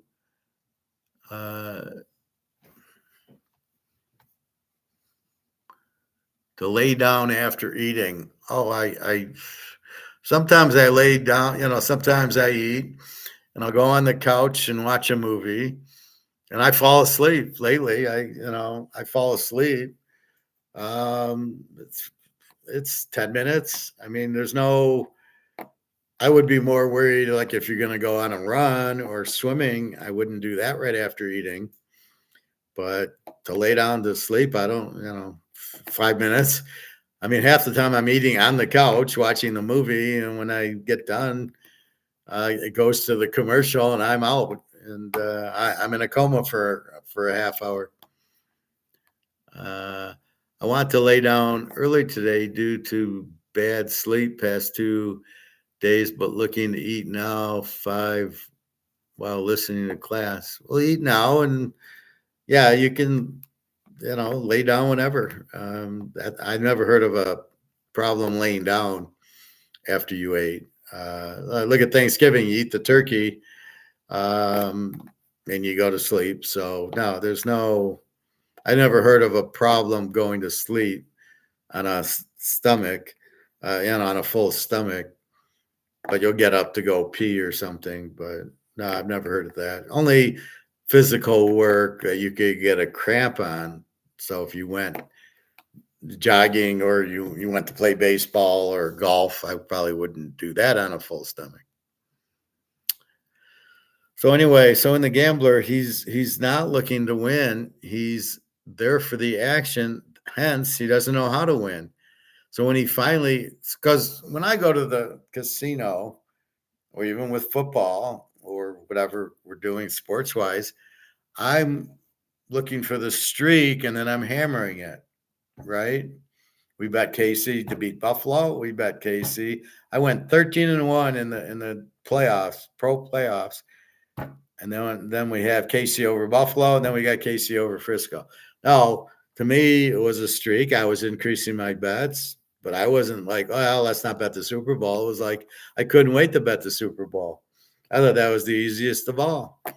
So the trick to betting is to bet more on your streaks when you're winning and less on your streaks when you're losing or when you're not on a streak. So you're at roulette and you're waiting for black hits that you increase and then red hits. So you can't catch your streaks. And it's black, it's red, it's black. It's jumping all over the place. So you tend to minimize your loss. You don't know where to go, right? Backrack, if you're winning 3-4 in a row, you keep going. Blackjack, you keep going. You don't. I doubled down on an 18 because you had a 10 and I hit the 3. Oh, okay. Time to leave. In what world is it time to leave? That's a guy who wants action, and I don't know why. And his thought process is to leave when his thought process should never have been to leave. It should have been, hell, I just doubled down 18 and got a 3. I'm not moving. So you're looking for streaks. Again, he doesn't have any type of system. And by money management or reducing your bet on a loss, increasing your bet when you're winning. He doesn't have a bankroll. The beginning, he doesn't have a bankroll. He loses 44 grand. He can't pay it. Gets it from his mother, and then he goes and bets football or basketball, 3 games, 15,000 apiece with the 44,000. Well, wait a minute. You owe the 44,000. It's not a bankroll. It's done. Then you go to Vegas and double up, and then you lose the 3 bets, and you're still up 50. And then you go bet 50 on the Lakers. What are you doing? That bet should never. The basketball bet should never have been 15, and then the Laker game should never have been 50. Yeah, I just lost 3 in a row. Let me increase my bet from 15,000 to 50,000 because now I'm betting to get even because I am playing. I'm not playing to win. I'm playing because I'm bored or whatever you want to call it. And that's why he loses, right? And that's why most people lose in the stock market, in Bitcoin. And that's why they don't play gold. There's the excitement isn't there. It's not, you're not playing. It doesn't move quick enough, let's say. So you have, I don't want to play gold. It doesn't move. 27.10, Bobby Bo, at least on gold price. I know it's a little different on yours. 22.99. It's 23. Come on. That's up $20 today and 27.09 for silver. Beautiful. But there's no threat of it going down. So we're trying to win. So we buy gold. We get out of the dollar. So we get out of this to go to gold because we want to win. We're not playing for the action. We're playing because we know we're going to lose if we hold on to this. So if you think about it as gambling, if I hold on to this, I'm going to lose. So the only way I can win is to buy gold and silver. There is no other way to win except for buying gold and silver. So now we understand that. So we get off the Titanic because we're going to lose on the Titanic because it's hit the fucking iceberg. So we know we're going to lose through there. So we go to win, and the winning horse is gold and silver. Well, it doesn't move. But it will. And now it's starting to come home. And people are like, well, should I take my profit? Well, I don't want to win too much. Let me take my profit and go into the stock market and lose everything there. That's the craziness. Let's see.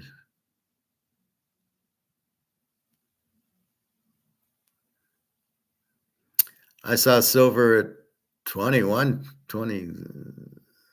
Oh, okay. 27.21. What are you looking at? So I'm looking at,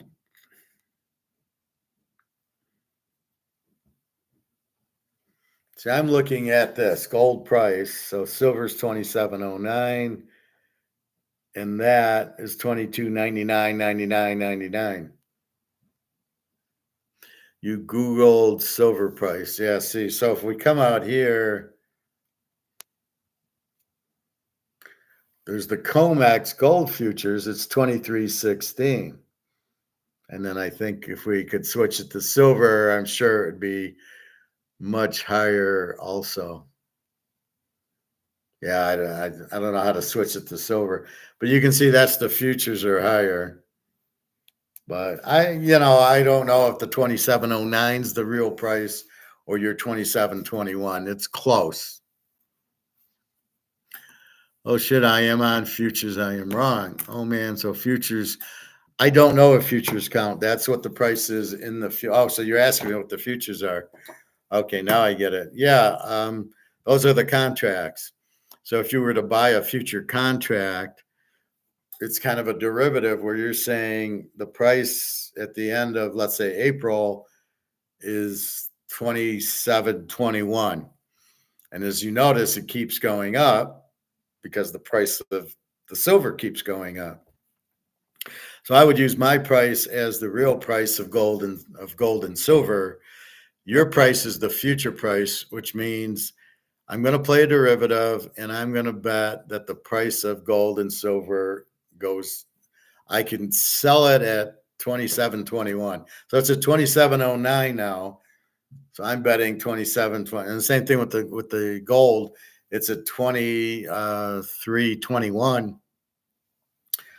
And I know I'm going to probably get that tomorrow, but I can see where the futures are running. So that's how you're doing. It's really a derivative, and it's really you're betting on the future, and you're saying sometime before it expires, because these expire.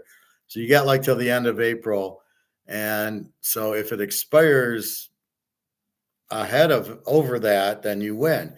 If it never hits that, if it stays at, I don't even want to say, let's say copper, because I don't want to jinx us, goes, it's at 35 and it's at 34.75 and it never hits 35, you lose the option. So you're betting that sometimes before it expires, it'll go over that price. I don't know I've never played it, so I don't know what the odds are, or I'm sure there's some good odds, but I just assume do what we're doing, buy the gold and watch it go up and go, this is great. I don't have to risk anything. I will check that hold in silver from now on instead of the madoff one of futures. Yeah, because the futures are higher. I thought that's what you're doing because I'm like 27.09. That's pretty much what it is. But you can see it's 22.99. It's just in the next few hours, gold will be 23 because there's no reason to sell it. Nobody is going to sell a large enough chunk of gold to drive it down. It's only the derivatives, which they've already done at 10 in the morning. So gold should just keep going up as people buy it. It'll go up and up and up because it's a one-way. People want to buy it to get out of the dollar, but nobody wants to sell it because then you got to get back into the dollar. So there's zero incentive to sell it. However, you got to understand that. And again, that goes back to people gamble for the juice and the excitement versus to win. So there's two camps. We're in the winning camp. We want to win. So when I go play poker and I take 300 out and I'm getting no cards, then I catch a pair of sevens and I hit 3 sevens and I win $100. And now maybe I'm up 30 or 40. And then I go back and getting 2-9 and 2-8, no cards. And I'm bored. I'll quit up $30. And people look at me like I'm not. Well, how can I won. That's the point. That's the object of the game is to win, not for the excitement. I'm not there for the excitement. So that's the point of it. So I think that's what gets me with Daria. I'm with her for the excitement, right? And when I don't hear her for 3 days, I get a little bit nuts. And then when I do hear from her, I get a little bit excited. So I'm looking forward to our meet. That'll be great. So that's what you do. And in football, what do I tell you? I have a hot Saturday and we're up $1,000 and we're betting 200 a game, 100 a game. I'm warning you to quit a winner. So you do not want to bet too much. You maybe bet a little bit at the 1 o'clock games, and if we win, then go to the 4 o'clock, or just bet my locks or something like that. The locks are basically what I feel really confident on the game, like gold. I know if I was handicapping gold, it would be a lock that gold's going to hit 10,000 an ounce. That would be a lock. And that's why I buy it, and that's why I don't look to sell it. That's how I am with football. When I know it's going to happen like that, that's Mahomes. You know, I think I had it locked taking Mahomes against Baltimore and taking the Lions Niners over. That was a lock. In the Super Bowl, I couldn't really lock it. I love KC, but then you get into the over under. I did play the game under and won, but you know, that's why I like Georgia so much. But what I noticed with Georgia against Alabama or against these other teams, they would blitz 6, 7 guys. They'd send the house. And against Ohio State, they only blitzed 3 or 4 guys, or they didn't blitz at all. That's why it was so competitive. But I think they must have had injuries to their secondary or something. So that was the key. But again, that's really the point. We want to play to win. We don't want to play for the excitement. We can do other things for the excitement besides risking money, right? So people playing Bitcoin are looking for the excitement. They're not really looking to win because they don't even understand it. You can ask them, why does it go up? I don't know. It just does. So they're in Bitcoin for the excitement because they see 60, 70 grand. And we're in gold saying buy gold. And they're going, there's no excitement in gold. It doesn't move. Now that it's hit 22.99 on its way to 23, we are there to make money. And then the Bitcoin, sort of like the tortoise and the hare, we're the tortoise. So we're kind of slowly going up.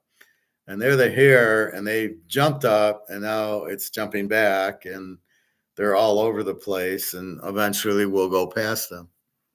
Hey, Lucas.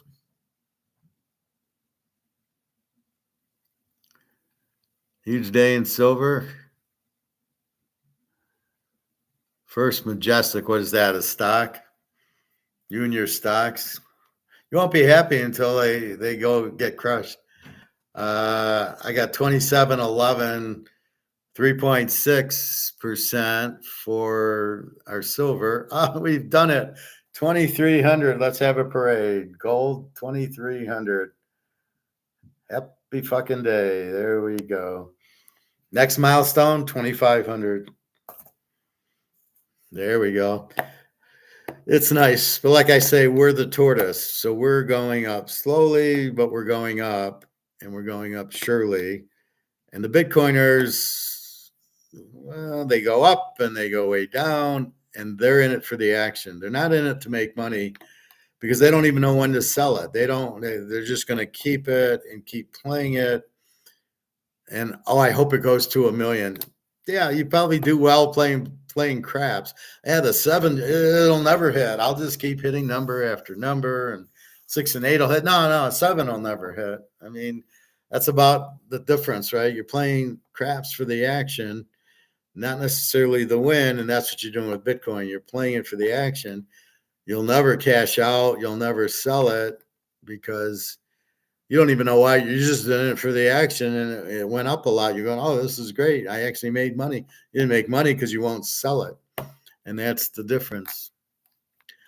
I had a few others up in 20%. Amazing. Feels good, and we're early. First inning. Yeah, I mean, we're probably maybe third inning now. It's people, as I said earlier, Luke, and Bobby's eating now. What we're doing is we understand the boat sinking, but most of the people don't. So when you talk to people about buying gold, what do they tell you? They won't buy it because they don't. The reason you buy gold is because this is sinking, because the wonderful MMT guys say it doesn't matter if you have that, just keep printing money. You just keep printing it. And they don't realize you print it, it goes to zero. So with that being the Titanic, you have to get off the boat. That's what we're doing, but most people haven't understood that yet. And that's what about the 5th or 6th inning is what'll happen. People will realize they got to get off the boat, and there's only one place to go, and that's gold and silver. But by then, if you're not off the boat now, where's gold and silver going, right? Gold's going to be, well, silver's at 27.18. That's going to hit 35 by next week because there's nothing stopping it. All the derivatives and shit are in at 24, 25. Now it's 27.18. And you see it's up $1.02 today. There shouldn't be anything stopping it. A little more derivatives because it's not as the same as gold. But gold, there's absolutely nothing stopping it because nobody in the right mind is selling it. The people buying it are the central banks, China, Russia, and India. In the BRICS countries, nobody of those are going to be selling the gold. So it should just keep going up and up and up. And a few derivative catches until they lose all their money on derivatives. But in silver, you still got a little bit of COMEX. But what's happening in silver, the people, the India and China need silver to make stuff, plus the money where it has a value. And so they can't buy it. There is no more silver on COMEX. So they're just going right to the mines and buying it. And then it just keeps going up now because there's no supply. So they've killed the supply, which should kill COMEX. So that's running away soon. Anyway, I'll probably go parabolic in the sixth inning. SD Bowling selling silver for 35. Well, let's see. Let's see what's going on in eBay. This should be fun.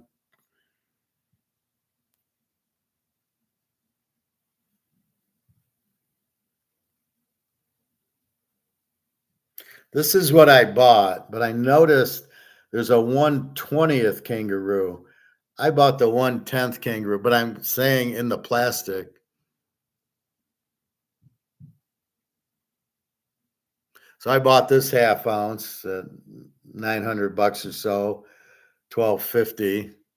I only have 2 kangaroos. Then I have a 10th.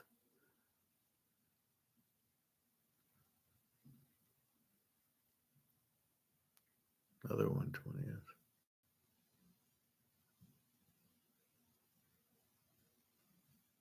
I mean, they're pretty fair. Here's an ounce. Here's a 1 ounce kangaroo, and it's 2,400. Is it mint? That doesn't really say. And then here's a 1/4 ounce, 658. So there's really no difference. Let's go to my favorites.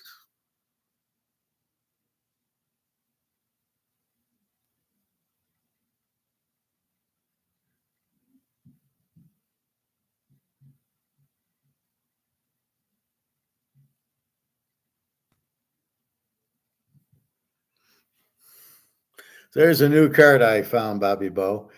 A PSA 10 Willie Mays, 85,000.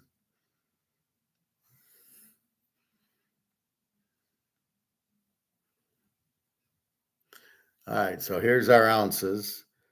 Maple Leaf 23.78, Cougaran 23.78, and the Eagle 23. So this is why I've been buying the Maple Leafs and the Cougarans at $30, $40 cheaper, because at the end of the day, they're about the same price and especially the Maple Leaf and the Cougaran.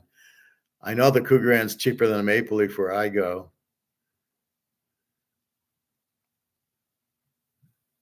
So here's a half ounce, 12.62.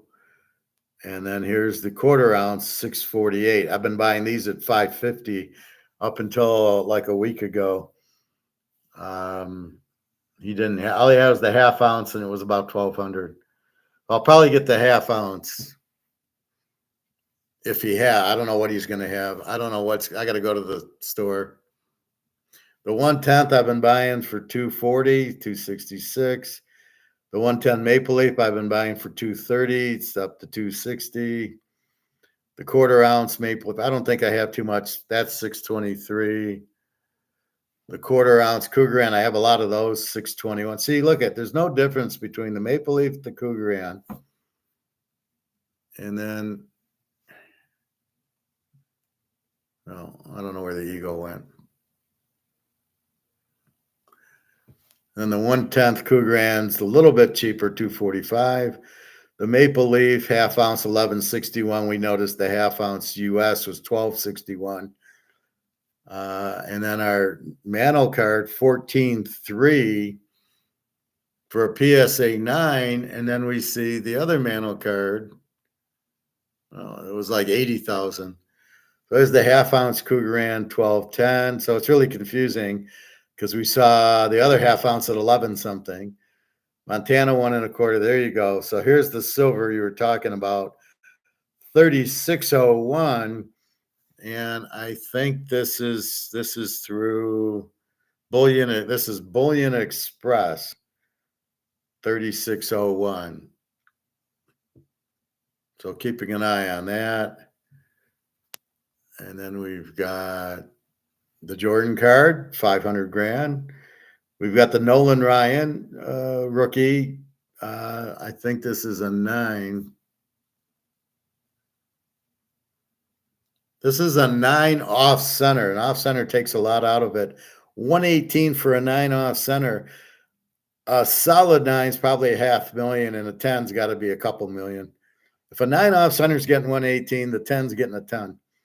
And then we have the 1 ounce Eagle 2411. So you can see as the price of gold goes, all of it goes. That's why it doesn't matter which one you get into, they're all going to go. And so if you can get the Cougaran $50 cheaper than the Eagle, who cares? Buy it.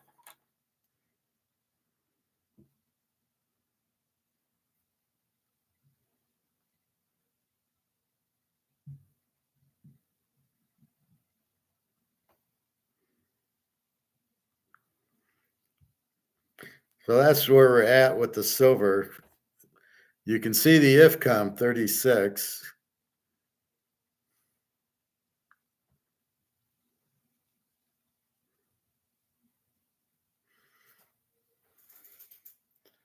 But it's 27.17 on its.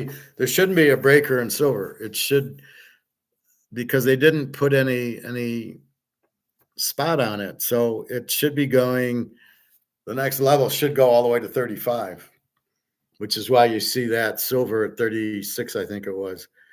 And again, your silver, the actual dollar is worth more, or at least was selling more. But now we don't care.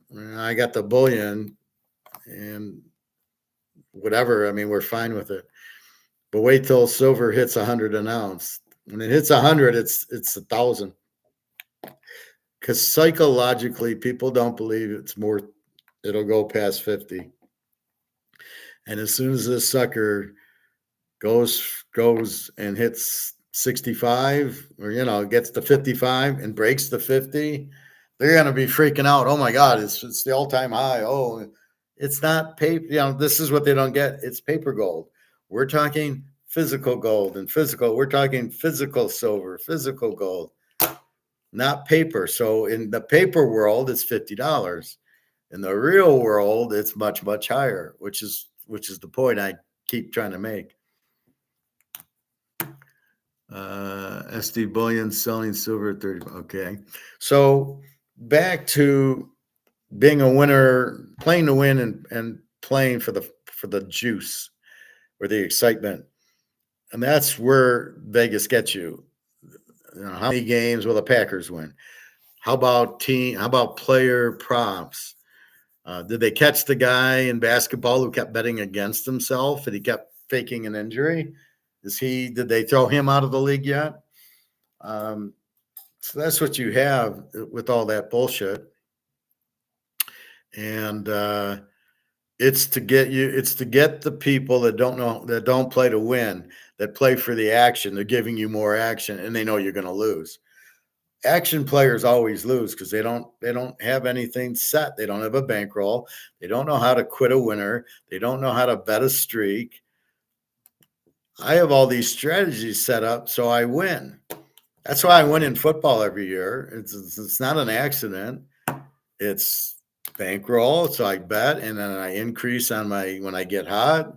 I get hot because I know what to study, what I'm looking for, and off I go. And it's just this every year I know I'm going to win. It's not maybe or I'm getting lucky. There's no luck involved at all. It's play the teaser and who's the hot guy and who's the hot, oh, it's Joe Burrow. Oh, we're betting on Mahomes. Oh, okay. Yeah, really hard to win betting Mahomes and Burrow. Bobby Bo's back. Yeah, or when fans bet on their favorite team just to do it, even when they know that they're, well, exactly. They don't know the purpose of the bet. So they're betting for the excitement, not to win. If you understood what you're looking for when you, so what do we, so you got this Washington running back, Dylan somebody, number 7. This guy looks great. You got the Missouri running back. You've got um, you've got Georgia's with some running backs. I wouldn't touch the Michigan running back. They look terrible against Georgia. Ohio State had a Henderson look pretty good. There's about 10 good running backs. So if they go with good quarterbacks to balance the team, then we'll keep an eye on betting those teams, right? But that's what you need. You need Mahomes and Pacheco and the defense. And that's, and if you get all that, then you just sit back and keep betting them. We'll bet KC as long as all that's there. But as soon as it's not, we'll get off of them and we'll look for the next team. So with Brady, they had the defense in Brady. And then he goes. We don't still bet New England anymore. We're off New England because they don't have the key point, Brady. And that's the point. So now Greg and John asked me about Denver, about Pittsburgh with Russell Wilson. We got to see. We'll wait and see what Russell Wilson does. We don't know. I know he's a great quarterback. I don't know what happened to him last year. And then we'll see what happens to him this year. He's great. Pittsburgh should do. Problem with Pittsburgh is they got Cincinnati in their division and Cleveland and Baltimore. This is going to be such a rough division for Joe Burrow to win, but we will see. Bobby, I was watching the LSU game against somebody. I can't remember who. Might have been Alabama. All I know was Chase number 1 on one side, Jefferson on number 2 on the other side, Moss Jr. there, Chocolate Eclair in the running back, and we got Joe Burrow. And it was just so poetry in motion. It just, oh, I'll hit Chase. There's Jefferson. And it was, although Chase was the better receiver, I thought. And Burrow would just dart after dart. And what an offense that was. And, now you see Chase and Jefferson. You know who they are now. Before you didn't know who they were. You didn't know they were that good. Bobby Bo, they will bet a sorry team straight up on the money line against Mahomes, to shake my head, then wonder why they lose their money and go home drunk and upset. Well, they don't know how to strategize and figure out how to win. That's the whole point. They don't do it for the win. They do it for the action. That's the problem. And that's where everybody, and they're doing the same thing in stocks, and they do the same thing with gold and Bitcoin, and they do the same thing in other sports or poker or anything else. They have no idea what they're doing. They're playing because they're bored at home. They want to get out and they go gamble. They have some money left over. And instead of buying gold and silver, I don't have any money. I'd much rather buy gold and silver than play poker at this point. And my strategy is I'm going to win. I just got to wait to win. And I've been waiting. And now here we go. And I don't know if I'm going to win at poker because you can't, it's all luck, right? I got pocket aces. You got pocket kings. Oh, you hit the third king. Oh, well, yeah. The odds on that happening are 20,000 to 1. But that's the problem with Hold'em. It's too much luck. Luke, what's up, Bobby? Silver on a tear. Wonder how long it will last before. Luke, really? Are you kidding me? Do I got to teach this class again, Luke? What's up, Luke? Yeah, silver is ready. 35, like the professor said. Luke, it's not going to go down because there's no alternative. This is not stocks, and you are not profit taking. You are in gold and silver because you have to get off the Titanic. You have to get off of this. So there is no dropping down like it's a stock. You're not getting off the gold and silver boat to get back on the Titanic. So you're not going to see it drop. There will not be a drop. It's just going to go. Look at it since what, March 1st, gold every day up $20 just about. Not more than that because they're still fighting to keep it down. But basically, has it pulled back since March 1st? We're already in April. And then the same thing with silver. Now you see silver go. Is it pulled back? No, it's not a stock. It's not going to pull back because there's no alternative. I'm not selling I'm buying my gold and silver to get off the dollar, to get out of the Titanic. That's why I'm doing it. I don't want to be in dollars that have no value. So you got monopoly money. You can sell your monopoly money for an ounce of silver. Okay, so you buy the ounce of silver. Are you going to sell the ounce of silver back to get the monopoly money back? I don't think so. So that's why we're not looking at the down. It's once it explodes and it's early. Like I say, it's about the second or third inning. It's not the first inning anymore. We've gone past that, but it's still early in the game. It's just gonna go. There's no profit taking. Who in their right mind? Okay, you're gonna profit take to get back into the dollar. Let's get back on the Titanic. It's sinking, but you know what? We've been on the lifeboat long enough. Let's go back on the Titanic. That's the point. Nobody, and it's mostly banks, governments, and us who are buying gold and silver. There ain't no way they're selling it. You think China's selling their gold for dollars? I don't think so.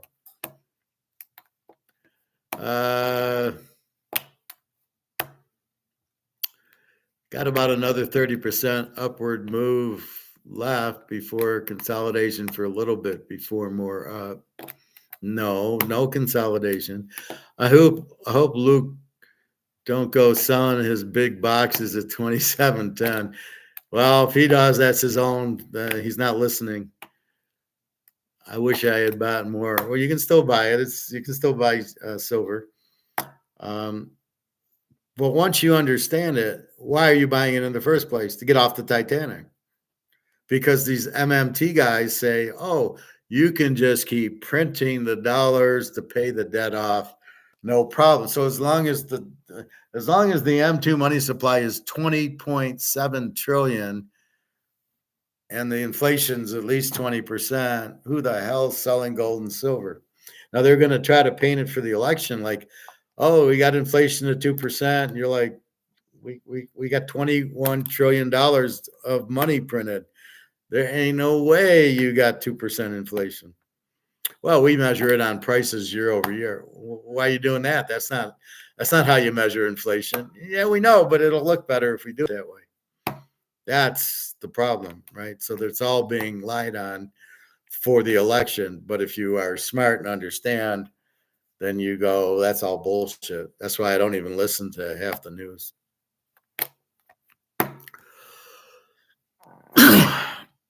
After 48, sky is the limit. Sky's the limit now. You'll watch. It'll go to 35. Maybe it sticks around there for a little bit because people will be like, and then it wanders up to 50, and then it wanders up to 65 and 100. And at 100, people will go be like, oh shit, maybe I need to buy it, not sell it. So once we see 100, we see 3, we see 5, we see 1,000, and then we see 2, and then we see gold should be hitting the 10,000s when silver hits the 500s, and it'll get back to 10-1. And there's nothing stopping it because there's nothing that they can do to stop it. The dollar's gone. I mean, you can't. What are you going to do? Burn $20.7 trillion? I mean, you can't. And then they keep printing more to pay for the debt, which is inflation in the by definition. You're inflating the supply. That's inflation. Nothing to do with prices. So once you understand all that, you just laugh at these guys. Well, Coca-Cola was $3 last year. It's $3. Inflation's fine. How about a couple years ago when it was $1.50 a bottle, and now it's doubled? So inflation's 50% if you go back 3 years, and that's why they just choose 1 year, because it's all bullshit. Again, it's the government lying because they got to get voted on. So if they say, "Oh, it's just 2%," you might vote for them. If you realize it's 25%, you're like, "What are you guys doing? Why are you inflating?" So that's what's happening. But there's no reason, and you guys should never be selling your gold or silver to get back on the Titanic. What the fuck? Now, with your little stocks and your Bitcoin stocks, Luke, take your money and run, because it's going to crash. And when it crashes, all of it crashes. And you're going to go, shit, I could have had more gold and silver. That just went through the roof. And I'm sitting there like a dumbass in stocks when I know once everybody sells it, they're going to be worthless. No, and I agree that a gold and a silver stock's good, but keep in mind, stocks are only good if there's other bidders. It's all madoff. It's all a Ponzi scheme. They only go up if somebody bids them up. If nobody bids them up, why do you think there's only those 5 stocks that are worth everything? And all the other stocks are down because they keep dumping it into that. So nobody wants to buy Coca-Cola, so it keeps going down. Even though that's probably the stock to be in, is Coke or Pepsi or a water stock or something, bottled water, because they're cheap and people can afford them. And in this case, I wouldn't be in any of the autos or steel or any part of autos or houses. They're too expensive and nobody's buying them. There is no market for them. It's like I'm watching a ping pong match between Luke and Bobby. Life-changing dollars about to transpire. You like Coke or Pepsi? I like them both. But they both give me gout, I think. So I'm thinking of going to ginger ale or squirt, because I think the ginger ale, I don't think will hurt my foot. There must be something in the Coke or Pepsi that just fucks my feet up. Or do you like other sodas like root beer, Dr. I don't like Mountain Dew too. It's too spicy. And I'm really not a big Dr. Pepper fan. I do like root beer. I like Faygo grape. I love that. And then it's ginger ale I like because it's good for you. If you have an upset stomach, the ginger will heal you. So, take ginger ale, or in my case, I got ginger, which I can just throw into a tea and settle me. Luke, there's only like 2% of retirement portfolios vested in precious metals, and none of this. Well, because they're not telling them to. They don't understand the game. These are not people that want to win. These are people that want the action. And they don't know what they're doing. They don't have people like us around. So they sit there and they go to the financial planner and he says, "No, this is fine. This is how it's always worked." And they listen to him like idiots. They don't learn. And that's why, and when their portfolio crashes, we'll be laughing, going, "Well, if you would have listened to us," like Bobby's kids. Transfer of wealth has begun. Well, it's already begun. Basically, the rich people, what happens is as they print the money, it goes to the government and the rich people. So they get the money first before the prices go up. So that's the transfer of wealth. Nobody's taking my wealth, but see, if we're smart enough and buying gold and silver, we don't go poor. We get very wealthy because we're buying assets that benefit from the dollar going out, which is the whole idea here. Bobby, I used to enjoy an ice cold root beer or sun-kissed orange soda. Yeah, those are good. There were the days when Bobby Bo on to drink soda about once every 2 years now. Yeah, it's really bad for you, especially the sugar is really bad for you. The aspartame is even worse. I think that probably hurts more people. So yeah, the diet's not any better. That's why a squirt or a ginger ale. But yeah, I mean that's why I've got ginger and cinnamon in here and lemon. It gives me some flavor at least. The lemon's really potent in here. I put a half a lemon in, so it's kind of potent. Luke, I believe in the companies with the gold, silver in the ground. They'll go ballistic with the rise in gold.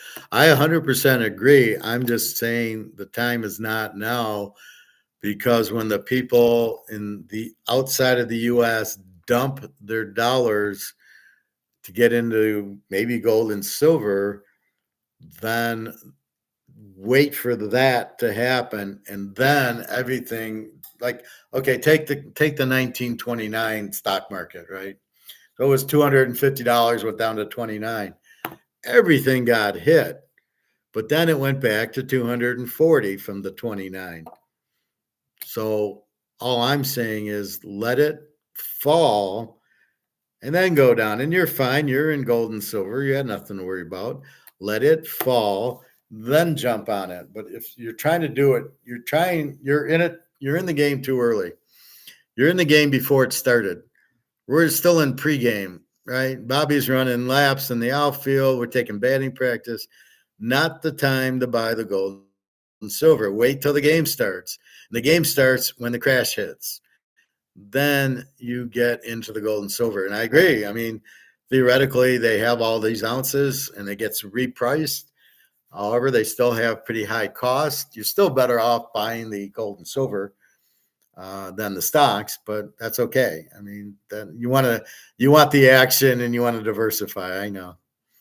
Or you could buy a nice Bobby Bow card, make a lot of money on that, or of course our Mahomes card. That, if you want to diversify, this won't go down. When people pull their money, they're not pulling it out of Brady and Mahomes cards and Bobby Bow cards.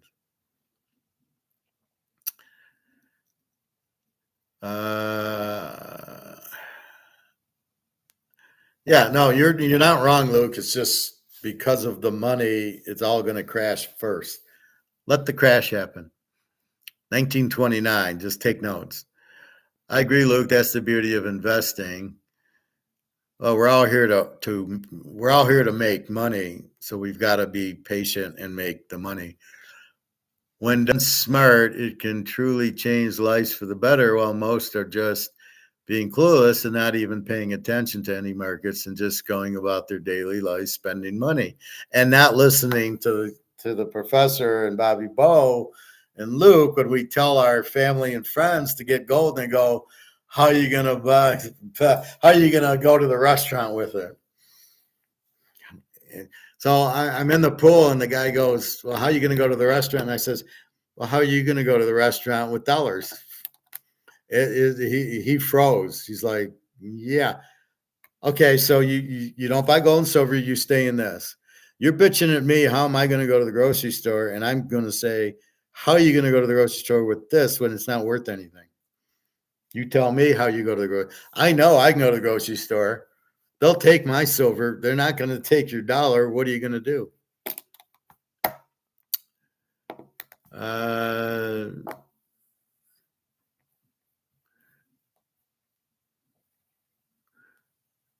Yeah, well, people live in, I'm at Bobby's when done smartly. So yeah, I mean, that's what people do. They, they're not smart. They don't know how to learn. They don't know how to listen. They live in the fantasy world watching The Price is Right. And they just give me a beer and they don't have a, they don't ask, they're not stoic. So they don't ask the question. The question is, why is gold at 2000? We researched it and now we know. And now we're all much better for it. Real life, COMEX is blowing up and it's not going to stay at 2000. Like I said, I was in that interview with the CFO and I said, do you know, he's like, well, do you have any questions or comments or something? I says, well, do you know why gold's at 2000? And he had no clue. There you go. He's a CFO and he has no clue about gold.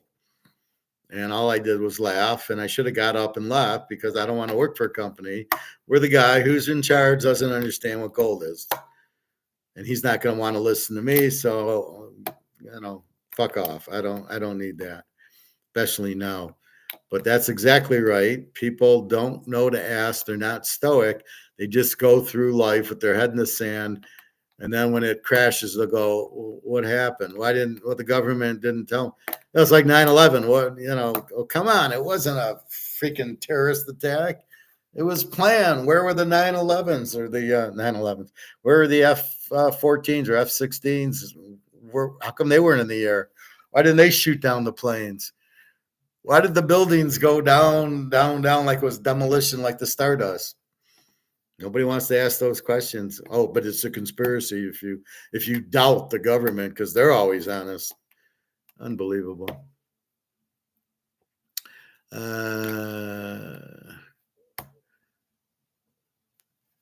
Cigarettes and scratch cards. Yeah, you got that right, Bobby. I rarely ever walk into the gas stations, but when I was online the other day and some guy was holding up the whole line by loading up on cigarettes, blunt wraps. What's a blunt wrap? And lotto tickets. Well, he's trying to get rich. He wants to buy the lotto tickets. Luke, I'm cooking some nice New York strips tonight from Costco. Sounds good. They have great steaks. Bon appetit, Luke. When did you want me and Bobby to come over? Or what time's dinner? I was thinking port guy, God bless him. And Bobby's drinking again. I don't judge, but was thinking, man, if some people just educate themselves, they can find better opportunities. You know what I do when I find people buying lottery tickets? I go to them and I say, why don't you just bet against the Lions? And I always get a laugh, but I'm dead serious. If you want to make money, bet against the Lions. Why would you buy lottery tickets? Or now, I don't want to hear I don't have money for silver when you're buying lottery tickets. And that's a sure winner, silver, versus the lottery tickets where you're going to lose. And those are people who want the action. They don't really want to win or don't think they're going to win, but they like scratching it off going, I might win. And that's the problem with the population. They're in it for the action, they don't know how to win, which is what I'm trying to teach here, is how to win football and gold and everything else. You've got to get your variables and you got to figure it out and then have a plan, have your money, have your bankroll and bet a little bit of it to try to build the bankroll. That's how you win. That's the plan, but nobody understands that.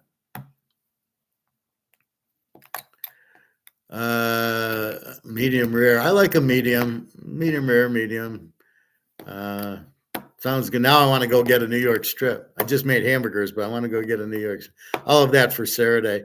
Well, my Chinese is closed for spring break from April 1st to April 14th. So I'll have to go to the barbecue place this weekend. But I'll make my New York strips. Yes, sir. Here live a good medium rare steak. Yep. I think Bobby Bo needs to mail us both an autograph card. That would be cool. Well, I'd rather have him try to get one from like Tom Brady. They were neighbors, or Barry Bonds. Maybe. Well, I don't know. Bobby's probably worth more than Barry now. See what you can do, but maybe Ric Flair.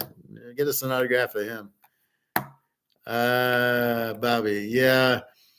Then they complain on Sunday saying, oh, man, it's back to work tomorrow because they hate their jobs. Shake my head. Not good way to live. And it's boring and they don't like it and they do it for the money and they don't realize they're slaves and they're all in the matrix and they don't realize the way out, which is what I've just laid out for the last 3 years, the way out of the matrix. Good point, Bobby Bob. They crack open their beer and curse at the news on TV, Biden, yeah. But they don't want to help themselves or listen.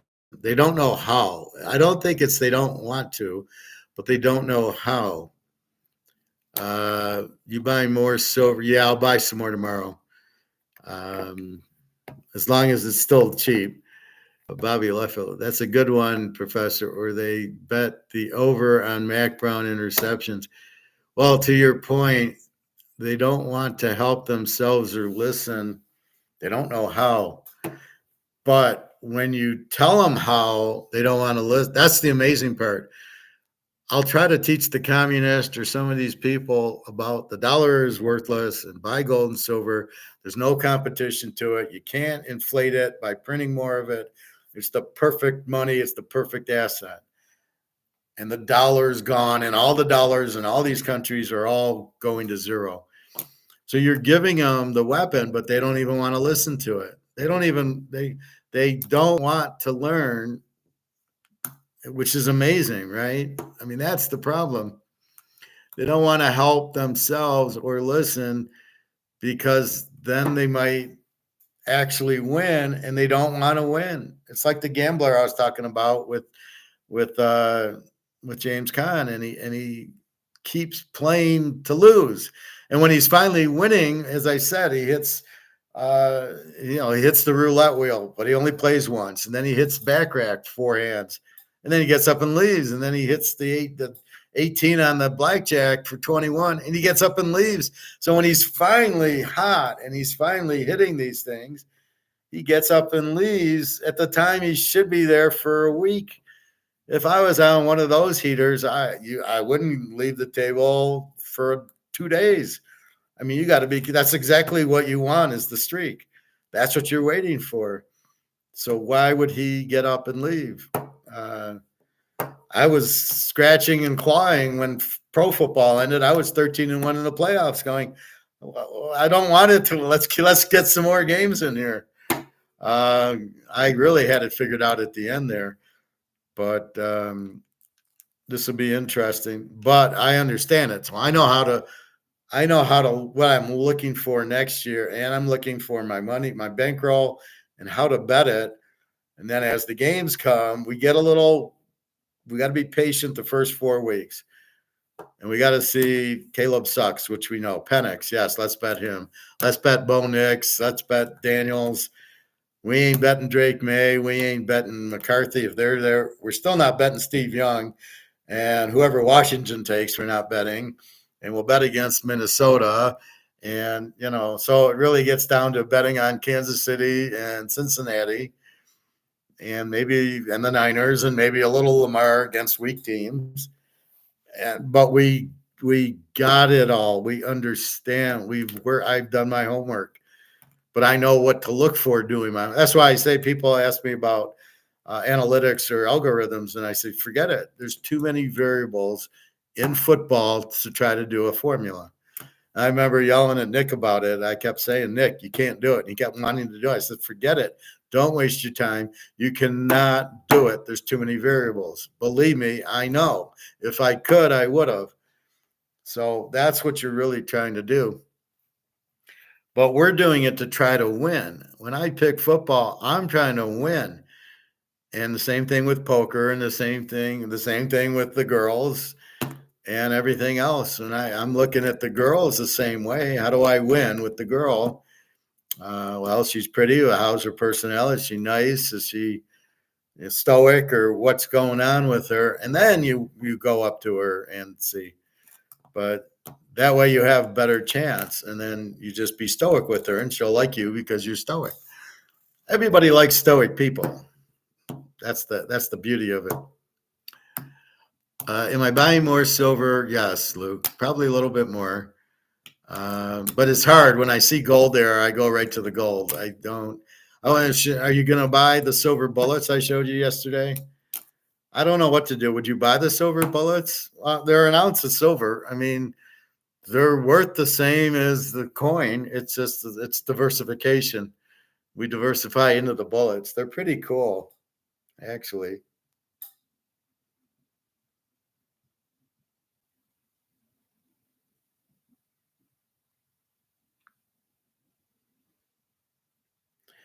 Still at $22.99.99.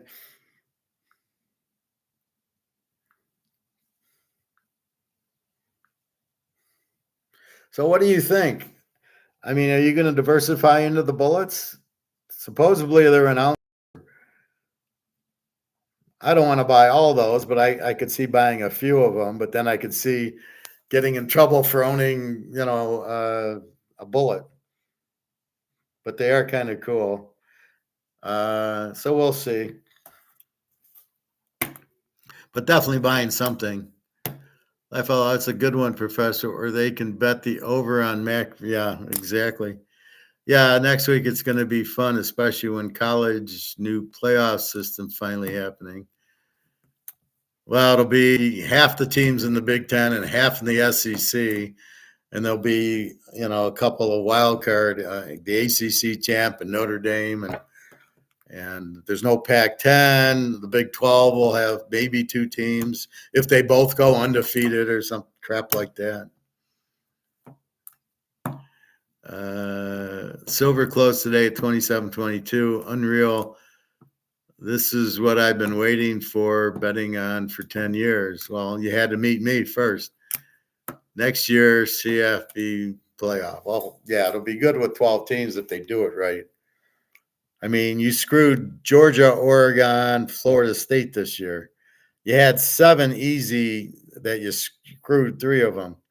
Michigan only won because Georgia wasn't in it. They had to play Georgia. Forget about it, because Georgia would have ate up their rounding game, and they would have made J.J. McMillan have to throw, and he couldn't have done it. And then they would have just pounded with the Brock Bowers. I don't see Brock Bowers getting the respect he deserves in the draft. These bullshit drafts. San Diego's got like 5th or 6th pick. If they're not all over Brock Bowers, then what's Harbaugh doing? That's a perfect pick, or the Bears, but he should go very high.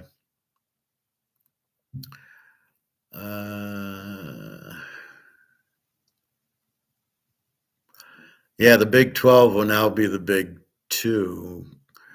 Well, no, because Oklahoma and Texas leaves, so it'll be Oak State, Kansas State, Colorado, or no, yeah, Colorado's coming back. They're going to the Big 12, and Cincinnati and Houston and those teams. So there could be a couple of good teams in there. Coach Prime, what's he going to do when he faces a good defensive team? They're a fun over team to bet, though. Did the Shanghai Gold Exchange break the gold silver paper market? No. The U.S. dollar going down the toilet broke it, and then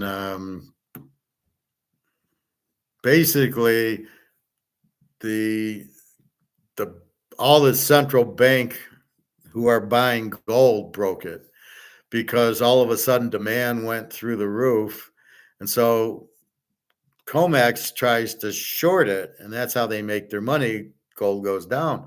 All of a sudden they short it, and then they're buying at these low prices, even India and China. So everybody was buying the physical gold. They're all buying the physical gold, screwing up COMEX. So COMEX ran to Bitcoin. They can control Bitcoin better. And I saw Bitcoin at like 62,000 today, headed down to 40 soon. So they blew up COMEX, was the central banks, China and India, and they'll probably blow up silver too. Silver's not as blown up yet as gold is, but it's on its way.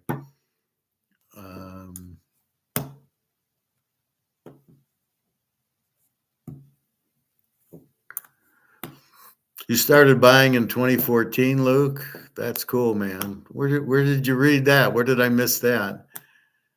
2013. Okay. This is 1995, boys. So Prime might be the new Big 12 champs next season. No, probably not. Luke, lots of huge losses I need to make up, to say the least. Losses in what? Your stocks or your Bitcoin? Prime Jr. has a great chance to show off for NFL scouts, as those Big 12 defenses are usually easy and give up big yards, so he can put up huge numbers, win or lose. Yeah, well, Cincinnati usually has a good defense. Kansas State, clean as clock. Oak State could. We'll see. But So here's what I heard. So he goes to Dallas when he's eligible. So it's either next year or the year after. And then they get rid of McCarthy, and Prime is the coach, and Prime Jr. is the quarterback, and they'll get rid of Prescott. And actually, I would like that. I think they'd have a better chance with Prime Jr. than with Prescott. I don't know what they see in Prescott that think he's a good quarterback. I don't get it. It's like Lamar. What are you looking at as he loses all these playoff games that says, yeah, he's a winner? What are we looking at here? Scoring 7 points on Kansas City, or what are you guys looking at? So I don't know. I don't know why they think he's so good. When he gets in against a good defense, they just blitz him, and he can't throw. He can't read the blitz, and Baltimore has no chance. And Cincinnati usually beats him if Burrow's there.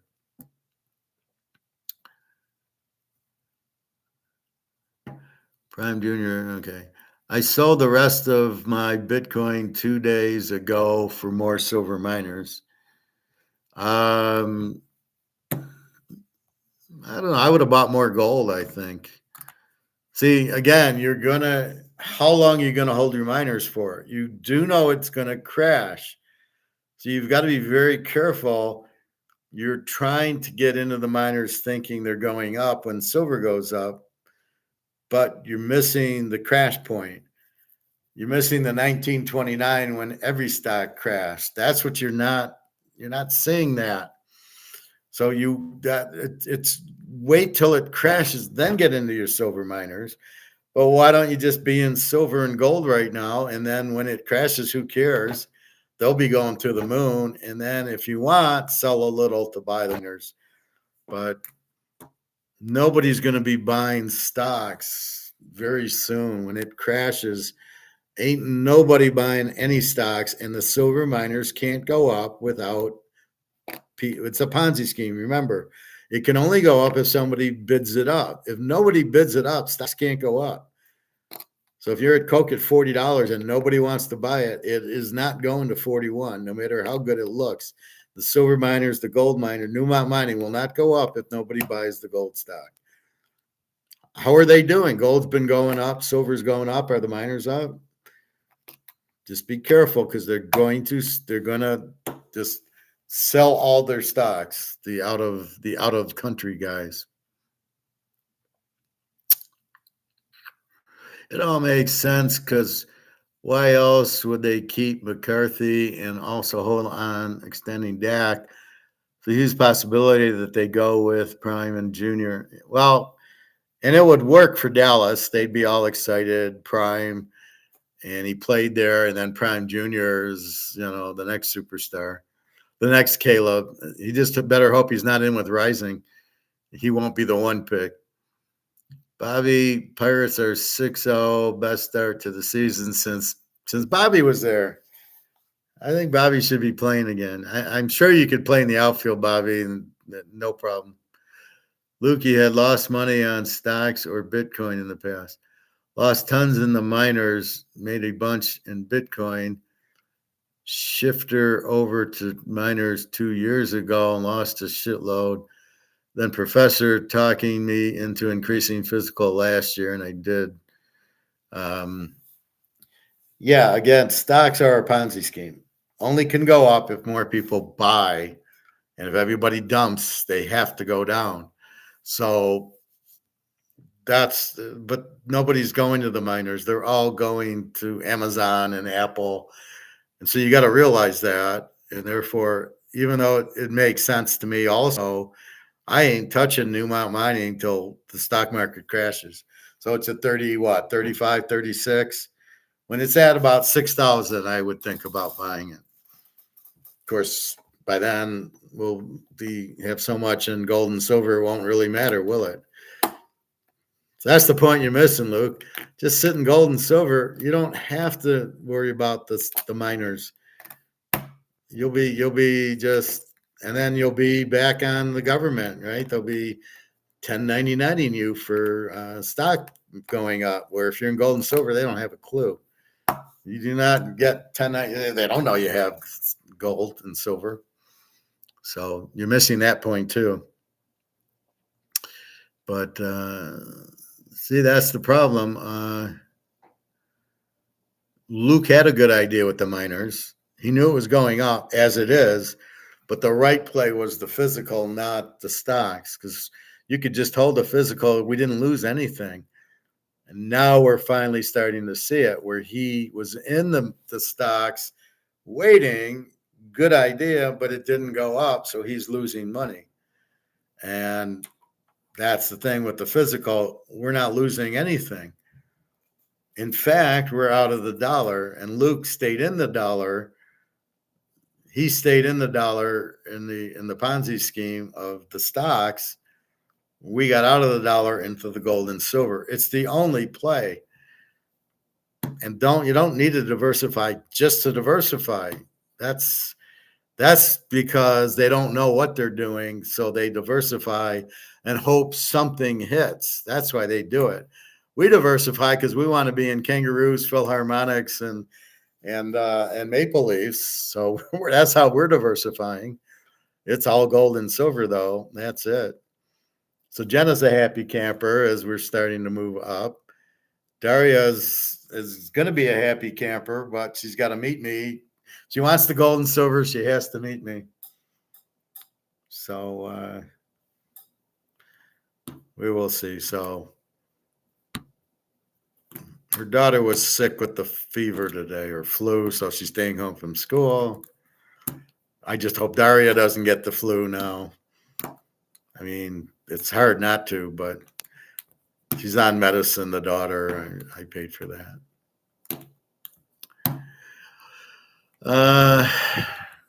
Luke, Bobby, you said on physical. Bobby needs more gold because I never hear him talk about gold. I think he's got a lot of silver, but I don't hear the gold. Yeah, but now you're bouncing back, so it's a live and live and learn experience. It's cool. You met the professor. Professor, you're a hero for many with this econ class. Well, thank you, Bobby. I'm not trying to be a hero. I'm trying to help people because I know something that most people don't know, and that's why I do it.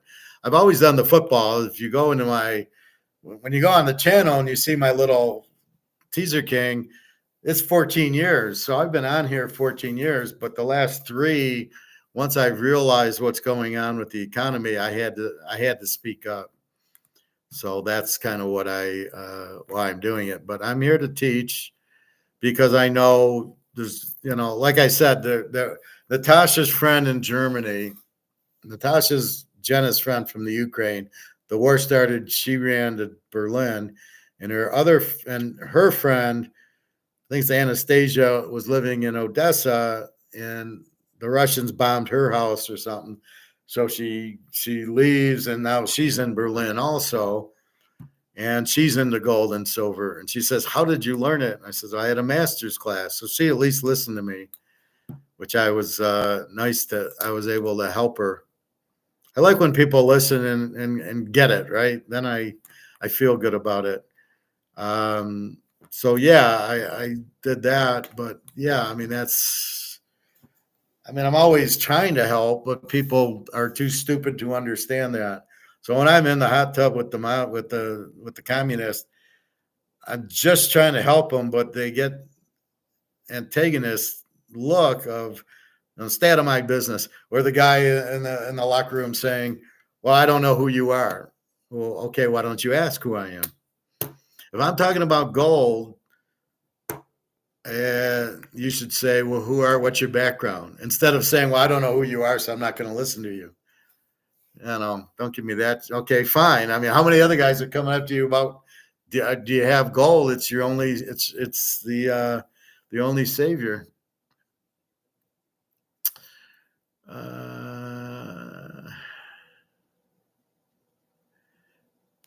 Yeah, I got my physical locked and loaded, Luke. Buy more, Bobby, because it's all on sale. Thanks, Professor. Good talk. Gotta grow, Bobby. Be well. Enjoy your dinner. Bon appetit on the New York strips, Luke. Now I want to get one because you're getting one.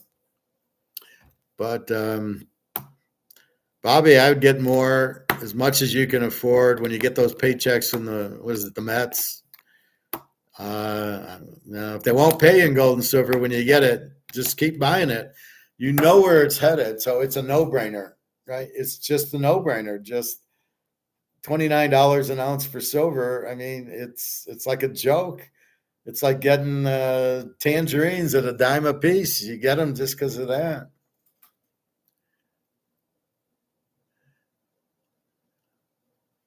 So that's why sometimes I use my credit card. I know what's going to happen, so I don't. Am I even going to owe my credit card? Because as the money goes out, I won't owe anything on the credit card because the money goes to zero. It's worthless. So does my credit card balance, as your house and my car and everything else goes to zero until we reprice it in gold. But I am curious how they're like some of the states want to go to a gold backed currency, Florida and Texas. I don't know how you're going to do that, boys. Do you have the gold? And then how do you price things? And I don't know. You got to have it because the idea is if you print $10 million, you got to have $10 million worth of gold, which means you got to reprice the gold. You can't leave it at 2,000. You've got to reprice it at 10, 20,000 to have enough money because your gold you have. So you need it. You can only make so much money to equal the gold. Because if I go to the bank, you better have the gold to give me. That's the gold standard. You can't say it and then I go, well, I'd like to get gold for my money. And they go, oh, we don't have it. Well, then you don't have a gold standard. Yeah, silver will probably be at 1K by then. Well, soon. Let's see what happens by May 14th. By then, you better be all in because once BRICS announces and they have the green light, they're going to have a higher gold and silver price. That's all I can say. So if you're, I would not wait till then. The boat's on the bottom of the ocean May 14th. So understand that, Bobby.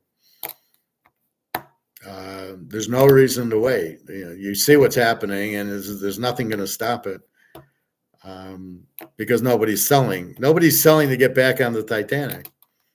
That's the point, and that's all you hear. Oh, big recession, big depression. We're already in a big recession. But if we own gold, it doesn't really matter. And to quote your daughter, it doesn't matter if we have to. We sell our gold and then we take the money and go buy groceries or go buy steaks with it. It's an asset. What do we do now? If you got a Rolex, you sell it and get the money and buy everything. You need the medium of exchange. That's what you need to tell your daughter, but she won't understand what that means.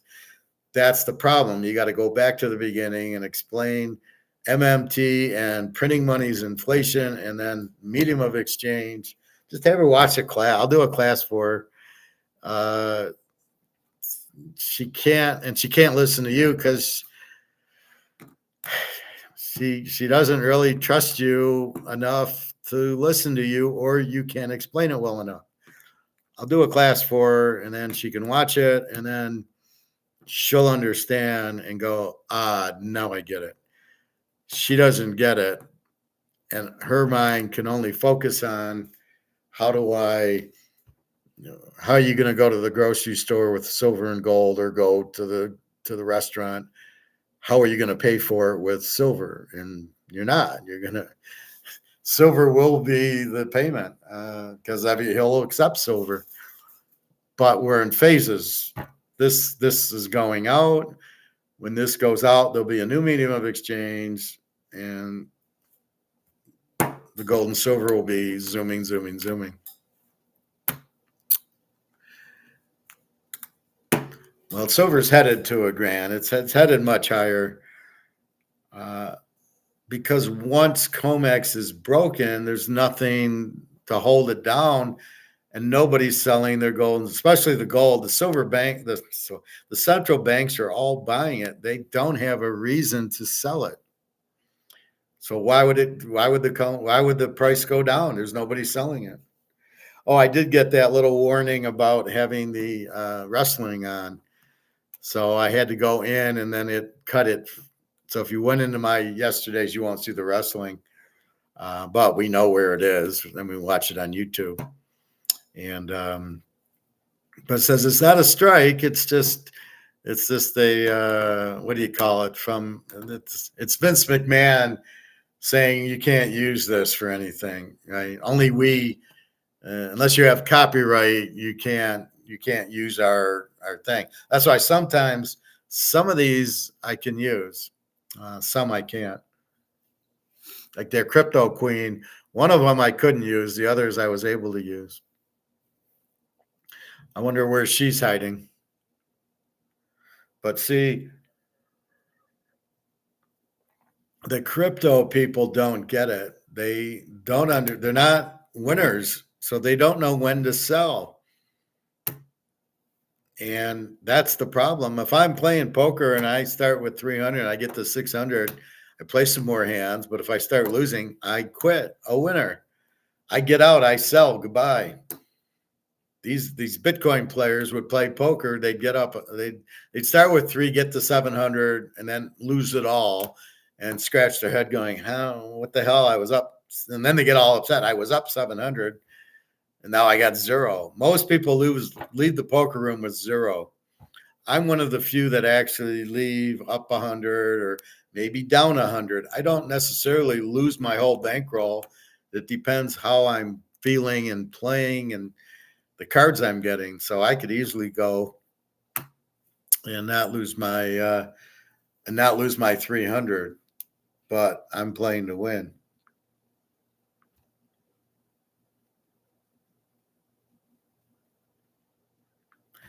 What are we at?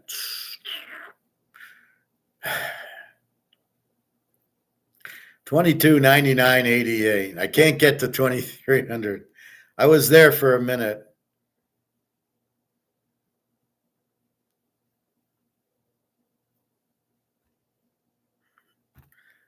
Where's my silver?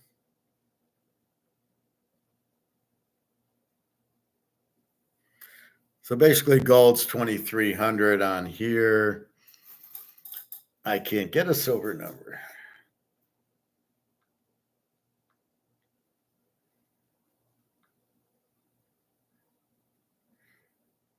$27.17.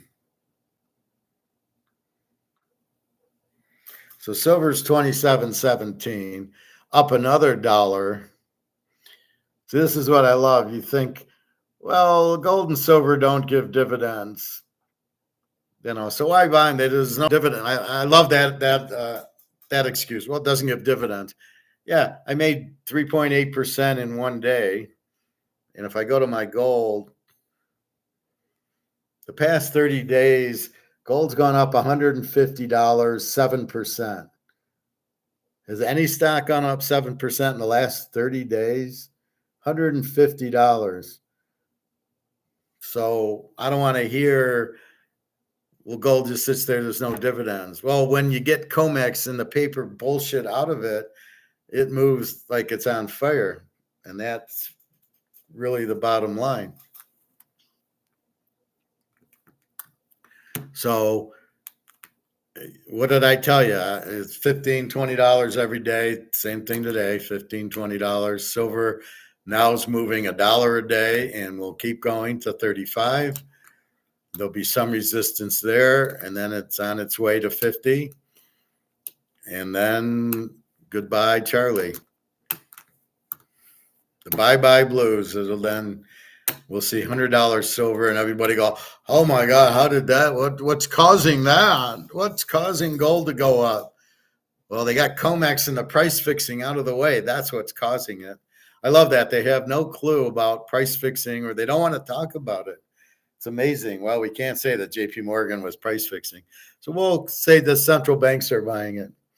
Why aren't we buying it then? Well, it's only the BRICS central banks are buying it. Anyway, so winners think about what they're trying to do. We analyze and we come up with a way to win that we understand that works. And we'll do trial and errors. But a lot of people are in it for the action. And that's what the Bitcoin's about. That I give Luke credit for getting out and buying the miners, but he should have just bought more silver, but he's got those two big boxes. So he thinks, well, I don't need any more silver. And I'll do it this way with the silver miners. And he's not wrong, except for he can't see the market crash. And I'm saying there's so much money, US money out of the country, like 130 trillion, that once they realize this, they'll dump. And then the market crashes. And that's what he's not understanding. Or there's a trust issue that he's not getting is dump your stock. Don't be in the stock market. Your house is going to lose value. He'll get a nice house really cheap because we'll be the only ones with any money because most of the people will be fucked. I mean, they'll be in dollars that won't have a value. So be careful with that. Get out of the dollars. Professor, you ever cook chicken soup? No, not well. Sometimes I get Progresso and I'll nuke it. I did that the other day, but I don't make it from scratch. I probably should. It'd probably be pretty good, but what I'll do is I'll either broil or put it in a frying pan, a couple of chicken breasts, and I'll cut them all up, and then I'll put the French dressing on it and olive oil and all the spices and cook it like that. So I'm eating little pieces, and I'll put it into my chicken and my omelets. So I will do that, but I don't make it, but I will buy Progresso. Campbell's is terrible for you, but I will buy Progresso and have that once in a while. About to eat a hot bowl now. Sounds yummy, Bobby Bo. Bon appetit. It's good, very soothing stuff. Some chicken, carrots, potatoes. Sounds good. Now, did you make that from scratch or your girlfriend, or is this out of a can?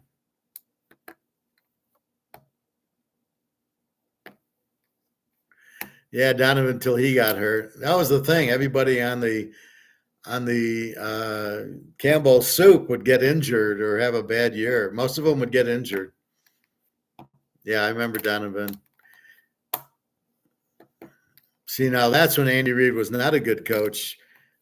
He should have won Super Bowls with Donovan, and like he's doing with Mahomes. Mahomes wins despite Andy Reid.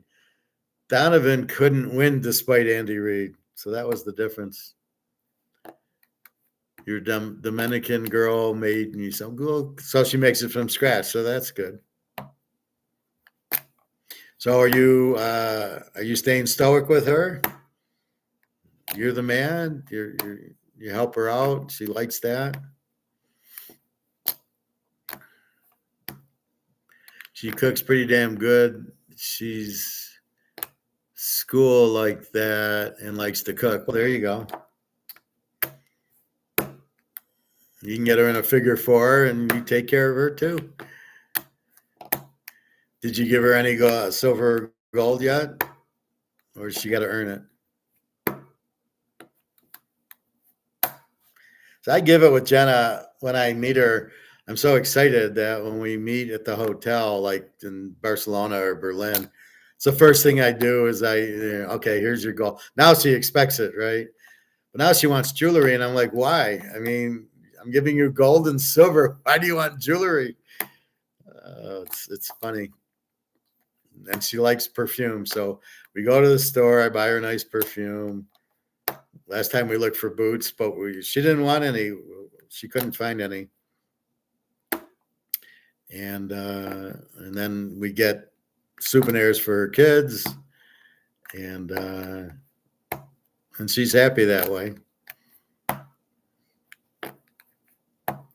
I have a hard time giving away my beautiful kangaroos. Maybe I'll give her a buffalo. Well, yeah, I mean, I give her the buffaloes, or I give her I might give her a Cougaran, or I gave her a 1/4 ounce maple leaf and a 1/4 ounce something else last time we met. because I think they're worth more than the half ounce. So instead of giving her a half ounce, I give her 2. I don't know if she figures it out or she wants ounces. I don't know, but she's not getting ounces. She's getting quarters and halves.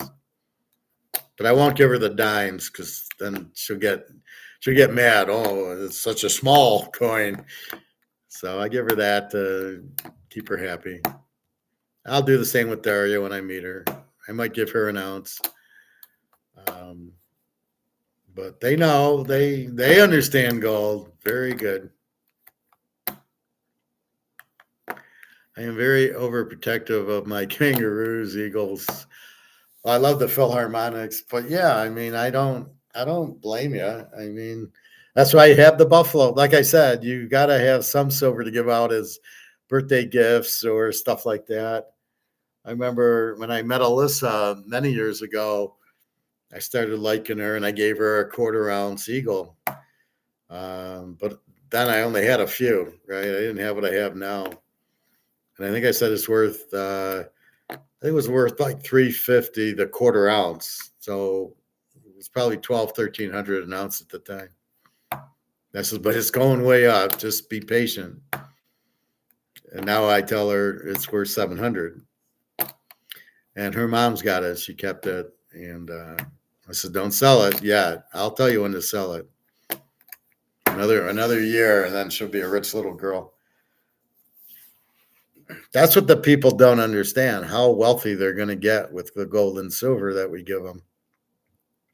They have no idea. I mean, because they, when you explain the silver is $25 an ounce, they go, yeah, this is really going to be worth something. And as we start going, then they're gonna realize, oh shit, he was right. But that's that. I hate when these channels roll over the movies because of the new month. I lost the Batman movie. The second Batman's not coming out till 2026, and they're doing a 2-parter. It's like, really? Well, I guess you said there's so much to do. It's like a 3.5-hour movie, so I'm going to do 2 of them. But I liked it. It took me a while to figure it out. It's such a strange movie, the new Batman with the vampire in it. So he could be a vampire and Batman. And you're watching it going, what the fuck's going on? Who is that? Like, it's all dark and this strange music. And then you finally, after 18 times watching, you go, oh, okay, now he's the Penguin. Oh, okay. And so now I'm looking forward to the second one. It's not till 2026. Anyway.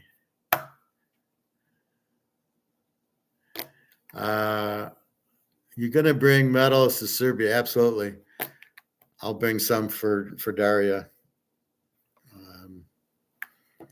What you watching tonight? I don't know. Yesterday I was in all the football games. So I watched LSU Alabama because I wanted to see. I was looking at Bryce Young, and I wanted to watch Burrow, Chase, and Jefferson. So I'm watching those, and I can't understand how Bryce Young was the number 1 pick. When you watch that game, you're going, what the fuck? This guy's clueless out there against a good defense. And that was crazy. And then I watched Georgia, Ohio State, and we won a ton of money on Georgia even. And then it was I watched the Texas, Washington, and both Texas, Oregons, the 20-minute ones. So I watched a lot of that yesterday. I might watch some wrestling. And then the movies. So I watched the Vegas scene in The Gambler. That's about a 10-minute scene. And then, okay, that's all I needed to see. And then there's some others. But I found on Netflix, which would be great, that you can change the language to Russian. There's all these languages you can go to. So I had Money Heist in Spanish, even though I can't understand it. I'm just reading it, but I wanted to get a better read. So it's in Russian too. So I told Daria, I says, well, now we can watch Netflix. You can understand it in Russia, and I'll read the subtitles. Because I'll watch Netflix. When I'm with Jenna, we watch Netflix. We like Meet Joe Black a lot. But I don't know what's on. I got some videos. I got 24, which I like. And then From Russia with Love. My cousin Vinny, I have on video. I might watch that. Or just watch. Pluto's got a lot, but I'm so sick of the commercials. Every 5 minutes, there's a 6 minute, there's like 4 to 6 commercials. It's like, oh my God.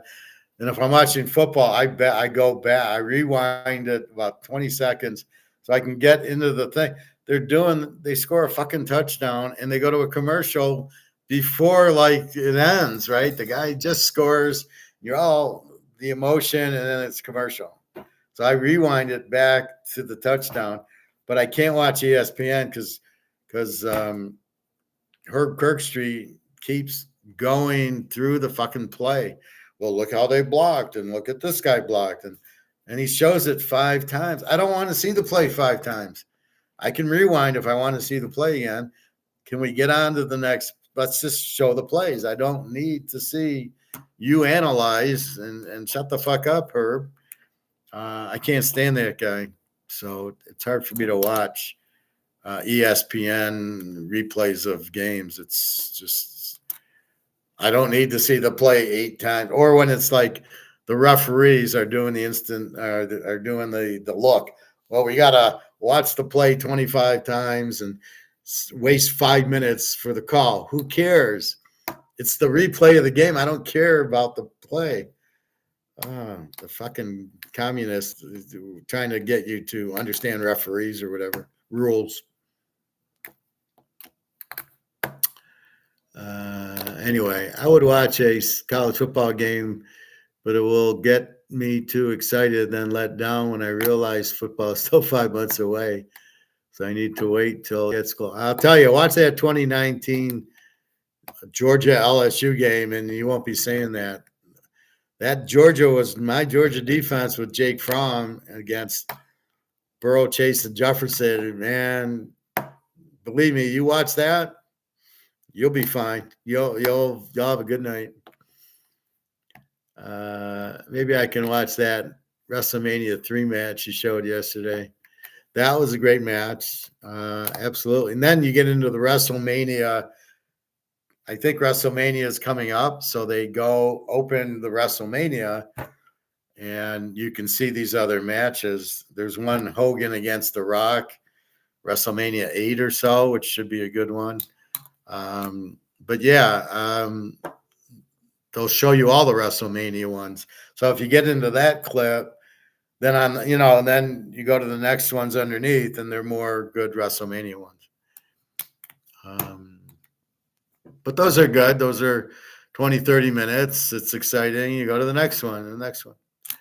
I love My Cousin Vinny. Very funny movie. Yeah, I love it too. The Two Utes. I didn't understand the Karate Kid in it. I thought he did a terrible job acting, and he looked kind of funny.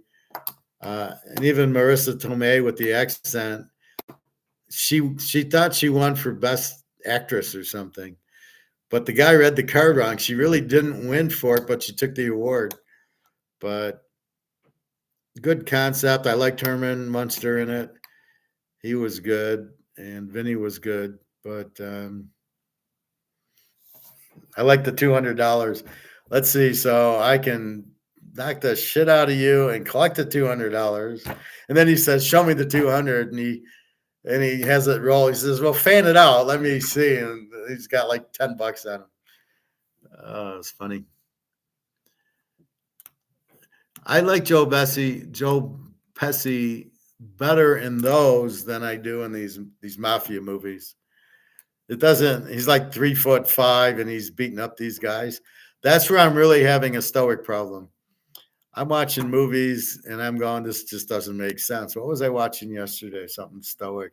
I was watching The Godfather, but there was something else. And I'm watching it as a stoic, and I go, this doesn't make sense. There's no way this could happen. I'm more critical watching it from a stoic standpoint. So where I like a movie, so I'd watch a movie before and I go, oh, this is a good movie. And now I'm watching it again. I go, this doesn't make any sense. I mean, why would this person do that? I'm trying to think what I watched yesterday.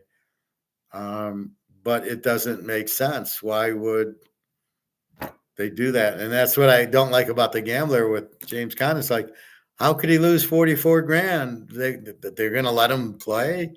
And then Lauren Hutton leaves him. The girlfriend leaves. Why did she leave? There was a scene in it when she didn't like him and he wants to screw her and she's just sitting there. And I had that happen to me once where the girl just laid there and I could not do it. I don't get any joy out of the girl lying there and as I'm laying the smackdown on her. So I saw that and I say, yeah. And it's like, who wants to screw that? If they're just sitting there, they should want to please you. But if they're just sitting there, it's like, fuck it. I don't want to have sex with the girl who just lays there. That's half the fun is the doing that. I like when he talks to the Karate Kid, his friend, for the first time in the cell, and he's all scared. Yeah, that was good too.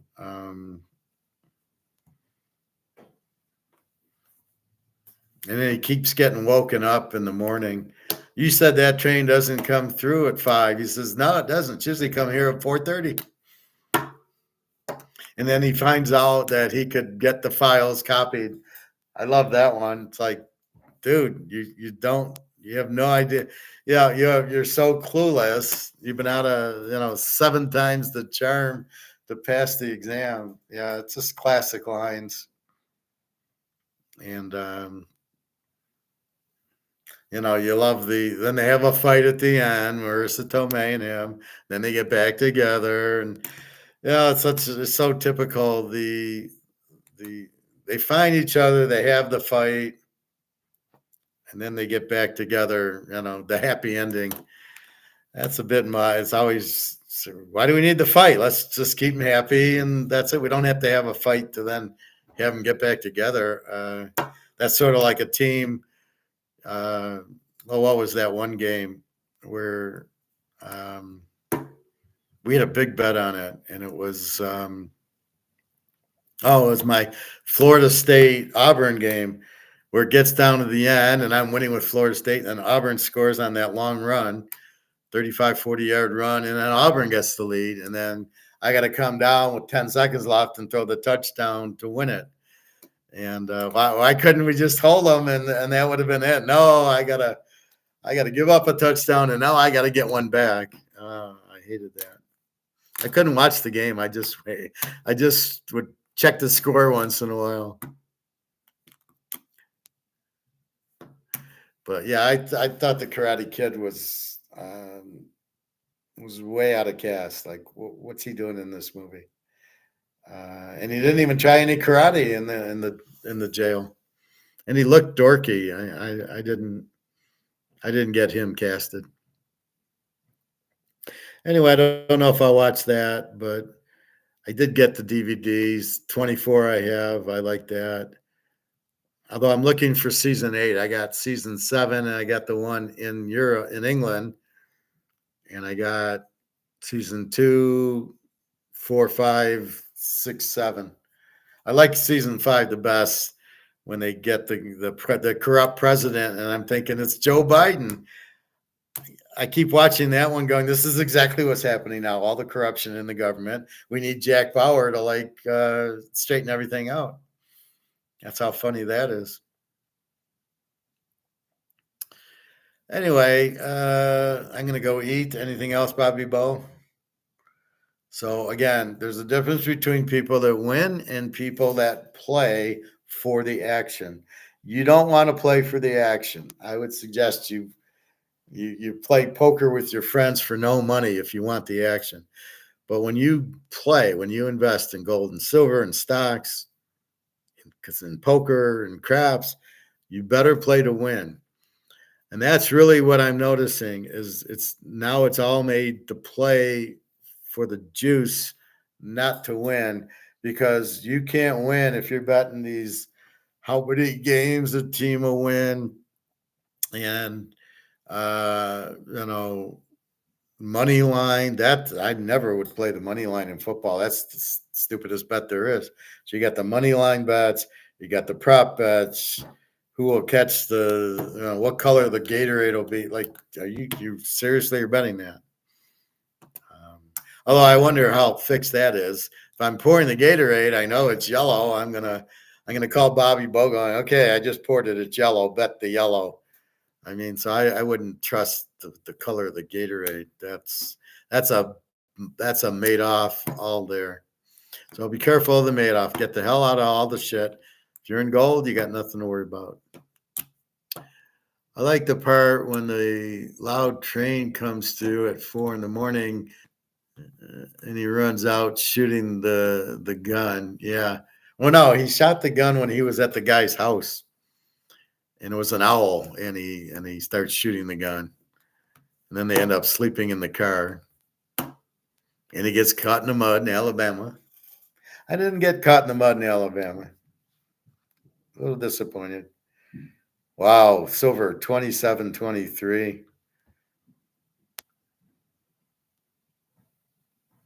I can't get 30 on gold, 27.23 on silver. I think it'll be 28 tomorrow.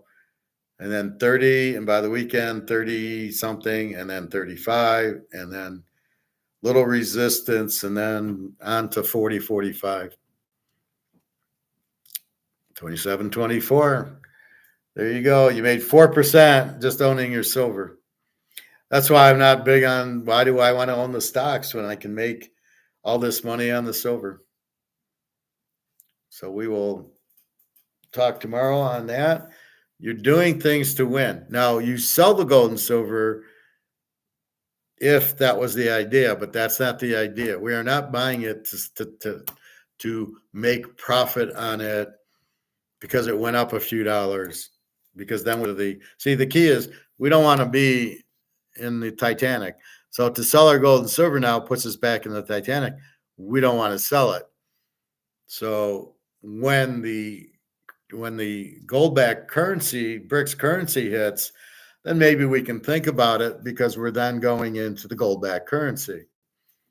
Okay, that's different. We're not going back into the junk. So you're out of the junk. Your goal is get out of the junk. That's your first goal. You did. It's going up. Just let it go. Like I told the barbecue guy, he says, "What do I do when it hits 10 grand? Wait till it hits 20 grand. What are you going to do? There's nothing you can do. You can't put it into money, and it's not a stock. You're not trying to profit take or money manage it. You're just until they give you an alternative, you're just buying gold and silver because it's not going to go down. People don't realize it. It's not a stock. It's not going to do this and this and this and this. It's going to go just like this because nobody's selling it. Once we get rid of COMEX for sure, what's going to happen? Central banks buy, we buy. Who's selling? Nobody. Central banks aren't going to sell tons of gold, tons of silver, and therefore they're going to keep buying and buying and buying and buying. Nobody's selling, and it's just going to keep going. I don't know when I see a dip, what's going on there. Here we go, silver. There we go. Exactly. Oh, quick news. So where do you think Oogly Boogly is going? He's going to Florida State. What are they going to do with the guy? And Ward went from Washington State to Miami, and Van Dyke goes to Wisconsin. And poor Florida State, because their quarterback never will play again, and they got Oogly Boogly. Well, see, this is the problem with college football. And are they paying him $1 million to get Oogly Boogly to play the NIL, which is all fucked up? Yeah, I saw he's the new starting quarterback. Yeah, let's see how long that lasts. 3-4 weeks. Are you going to bet on him? Can you trust Oogly Boogly after what we know about him? I ain't betting on Florida State. Now, if they play LSU, I would take LSU because they're not even anymore. But you had it dead even last year, right? That was why you took the dog. Was because you had it. You had two star quarterbacks, two good defenses, two good coaches. Now LSU should have a good quarterback because Brian Kelly's a good offensive mind. I think they'll be an over. Georgia, they'll be Georgia.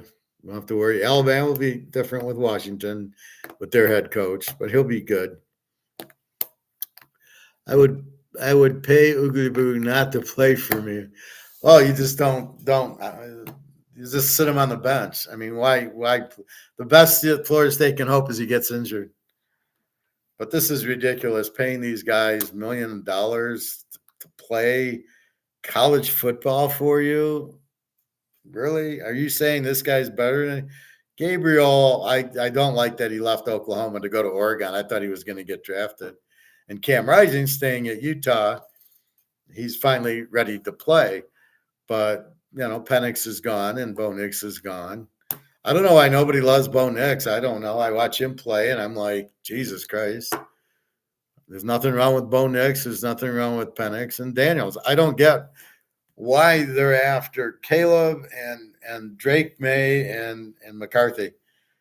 I'm not sure what I'm seeing with those three that's better than Daniels, Daniels, Nix, and Penix. What are you seeing that's better? Who went to the playoffs? Oh yeah. Well, wait, Drake May didn't do anything. McCarthy just handed off. So I don't get it. Gabriel can be a good fit for Oregon since he runs too. Well, he was a good fit for Oklahoma, so I'm not quite sure why that's what I don't understand. Why is he leaving?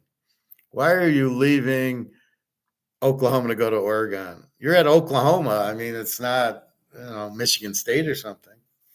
So that's really what I don't get is why he would leave to go to Oregon. Oregon's nothing. They're going to lose a lot of players, but I don't know. Anyway, number 7, the running back of Washington should be a first rounder. The guy at Oregon should be a first rounder. The receivers, Adusi from Washington, they have another one. Oregon's got some. So I don't need Marvin Harrison. I would trade that pick, get more picks, and get Odusi from Washington, and I'm fine. And get the running back. Dylan something. I don't remember. I was watching it yesterday going, shit, this number 7's all over the place. They give him the ball, touchdown, touchdown, touchdown. Like, shit. But I think he got hurt in the Texas game, and he didn't play very well against Michigan, or they wouldn't have had a chance. But yeah, Michigan was just they ran for 4 touchdowns. The quarterback did nothing, or he just throws these little short passes, or the guy's wide open and he hits them. It's like Lamar. Yeah, he looks good hitting wide open receivers. Oh, he's a champ. Anyway.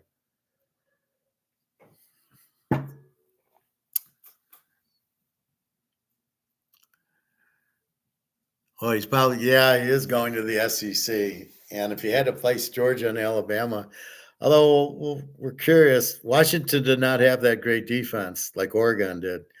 So I'll be curious how Alabama's defense will be with the Washington coach. They'll have a great offense, a little different, but the defense won't be as sharp as it's been. And all these players transferring is ridiculous. Well, he wants no piece of Georgia either. And I'm not sure how much Tennessee he wants. So yeah, I get it. Well, even then, he still has to play Texas, Oklahoma, Texas. Will be a game. So this is going to be weird in the Big Ten. You got USC, UCLA, you got Oregon and Washington, and you still got Michigan, Ohio State, Penn State. This is going to be nuts. And they all knock each other out, and then you get the playoffs, and they don't know what to do. So interesting. Michigan without Harbaugh. He's already screwing up San Diego, getting rid of the receivers. So now they need receivers. So what's he going to do? Go get the Michigan guys who sucked?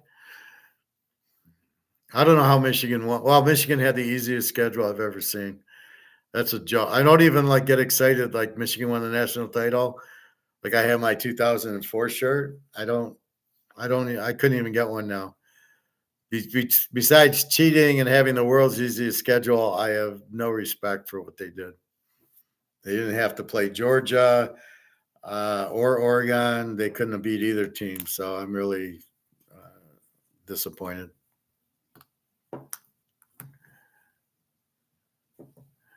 Yeah, I can't wait for football. LSU got some good wide receivers in the draft. Neighbors. Yeah, I heard Neighbors. He came up early. Well, you got Washington, you got Oregon, you got them, you got Kansas State, Texas, probably, or Oklahoma. I mean, that's my point. Just go to a team and pick their receiver. You can get in the fifth round. And look at this Rice kid from SMU, who played for the Chiefs. He looked great. I mean, what was he, sixth, seventh round draft pick out of SMU? That's my point. Just go to a school that throws the ball, grab one of their top receivers, and that's it. End the discussion. You don't need to get Marvin Harrison Jr. LSU got some, yeah. Hey, Nick. Ended up taking UConn to win it all, minus 190 to hedge. So you got 15,000 if NC State wins, and then whatever you bet at the 190. So this is right now 190 to win it all. And then when we get to the game, they'll probably lay 400 money line in that game. Yeah, that's a 190 is probably cheap. I mean, they'll kill Alabama, and then they got probably play NC State. Purdue, what are they doing there? I watched the big man. He's terrible. I don't understand that at all. And I give NC State credit for beating Duke. They'll beat Purdue. Well, once you get to the game, it'll be minus 400 or so. But then you got to see what the points are.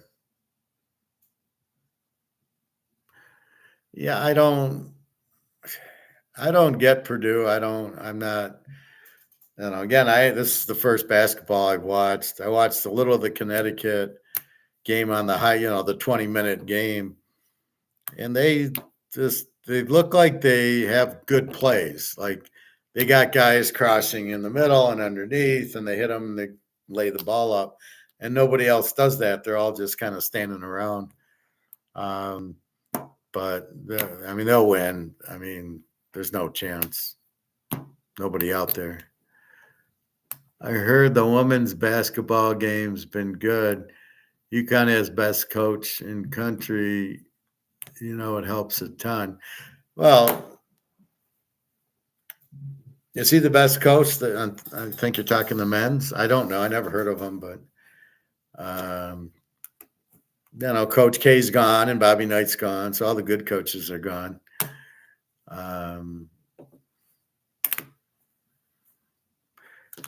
Yeah, I don't know. They're making a big deal about that Iowa basketball player. I could care less. I'm not watching or following her, and I don't care about that. Well, you can have the best coach, but you still need, Alabama lost to Michigan, so their coach was a lot better than Michigan's, but it happens. So it comes down to the players and the scheme and who's hot and who's not. Nick Saban. Now, see, if I was Dallas, why aren't they taking Nick Saban? Or Miami or the Lions or the Bears, any of these teams? Why aren't you taking Nick Saban? I don't understand it. He's got the old Steeler thing.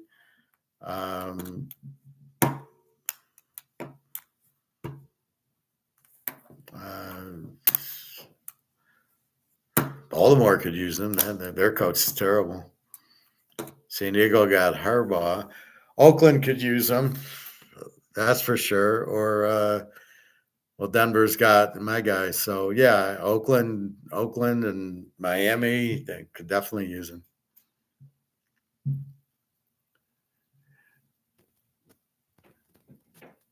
I'm a miss watching Saban at 8 a.m. Won't be the same. See, that's why I don't like Jimmy Johnson doing Fox. He's a coach. He should be coaching. And it bothers me to see him talk for 30 seconds about something and he's starting to sound like an idiot. And he should be coaching. And this is what I don't get. He was great at Miami. He wasn't bad at Oak State. Then he went to Miami, and then he went to the Cowboys, and then he went to the Dolphins. Problem is he had Marino, so they weren't going to run the ball, and he needs a running attack. But I don't. So he should be, oh, I just want to have fun. Well, then why did you coach in the first place? You had a lot of fun at Miami, and you left for Dallas. Don't tell me you wanted to have fun and you were at Miami. And now you left it and you wanted to come back to Miami to coach the Dolphins. Why don't you just stay at Miami Hurricanes? Like, what are you talking about? So, anyway, I don't know. These guys just don't make a lot of sense sometimes to me. All right, it's 6:40. I'm going to have dinner, and I need to take my gout's back a little bit. So I'm going to take some ibuprofen, and I got some hamburgers, and I just had hamburgers and a salad for lunch after swim, but I'll have a little bit more. Anyway, that's about it. Maybe some popcorn or something. I don't know. Hot tea I need for my foot. I need that lemon. Anyway, that's about it till tomorrow. And we'll see silver hit 28 tomorrow, and we'll see gold in the 23, 30s, or 40s, and just roll tie. I mean, it's just 20, 30. Gold will be $20, $30 a day, and silver will be $1 a day. And there's nobody selling it. So you got these a little bit of derivatives, but I think gold's just too expensive for the derivative players. I like reading on one of these YouTubes, oh, gold's too expensive, you need to buy silver. And it's like, if gold's too expensive now, what are they going to do when gold hits 5,000 an ounce? I mean, that's not too expensive. You can buy a quarter ounce for $600. What do you mean too expensive? Come on, guys. And it's only went from 11 to 1,200 on the half ounce. It's only gone up $100 there. So don't tell me it's too expensive. For whom? All right. You're welcome, Bobby Bo. Yes, we'll talk about the medals tomorrow. And good luck. Be smart. Be a winner. That's the only thing. Luke kind of gets off on the. He's still fighting us with stocks and Bitcoin. He's got to get off of that. He's taking a big chance because when the shit hits the fan, he's going to be holding these gold stocks and they're going to be worthless. And the point is the risk isn't worth it. Just buy more gold and silver, and then when they drop, then sell it and then go back into the stock and avoid the dump. So why take the risk? And if he thinks that the gold and silver stocks aren't going to go down when they sell everything, he's not correct. It all goes down. They're going to, it's 1929. They're all the stocks drop, not just some of them, because they just panic and they sell, and they need money because they're on margin and they sell. That's the big thing. All right. I will talk to you guys tomorrow. Have a great night. Enjoy your chicken soup, Bobby. And now I got to go get some sirloins or New York strips, whatever Luke had, because that sounded really good. All right. Take care, everybody. Have a good day. I'll see you tomorrow. Bobby Bo. Thank you, sir.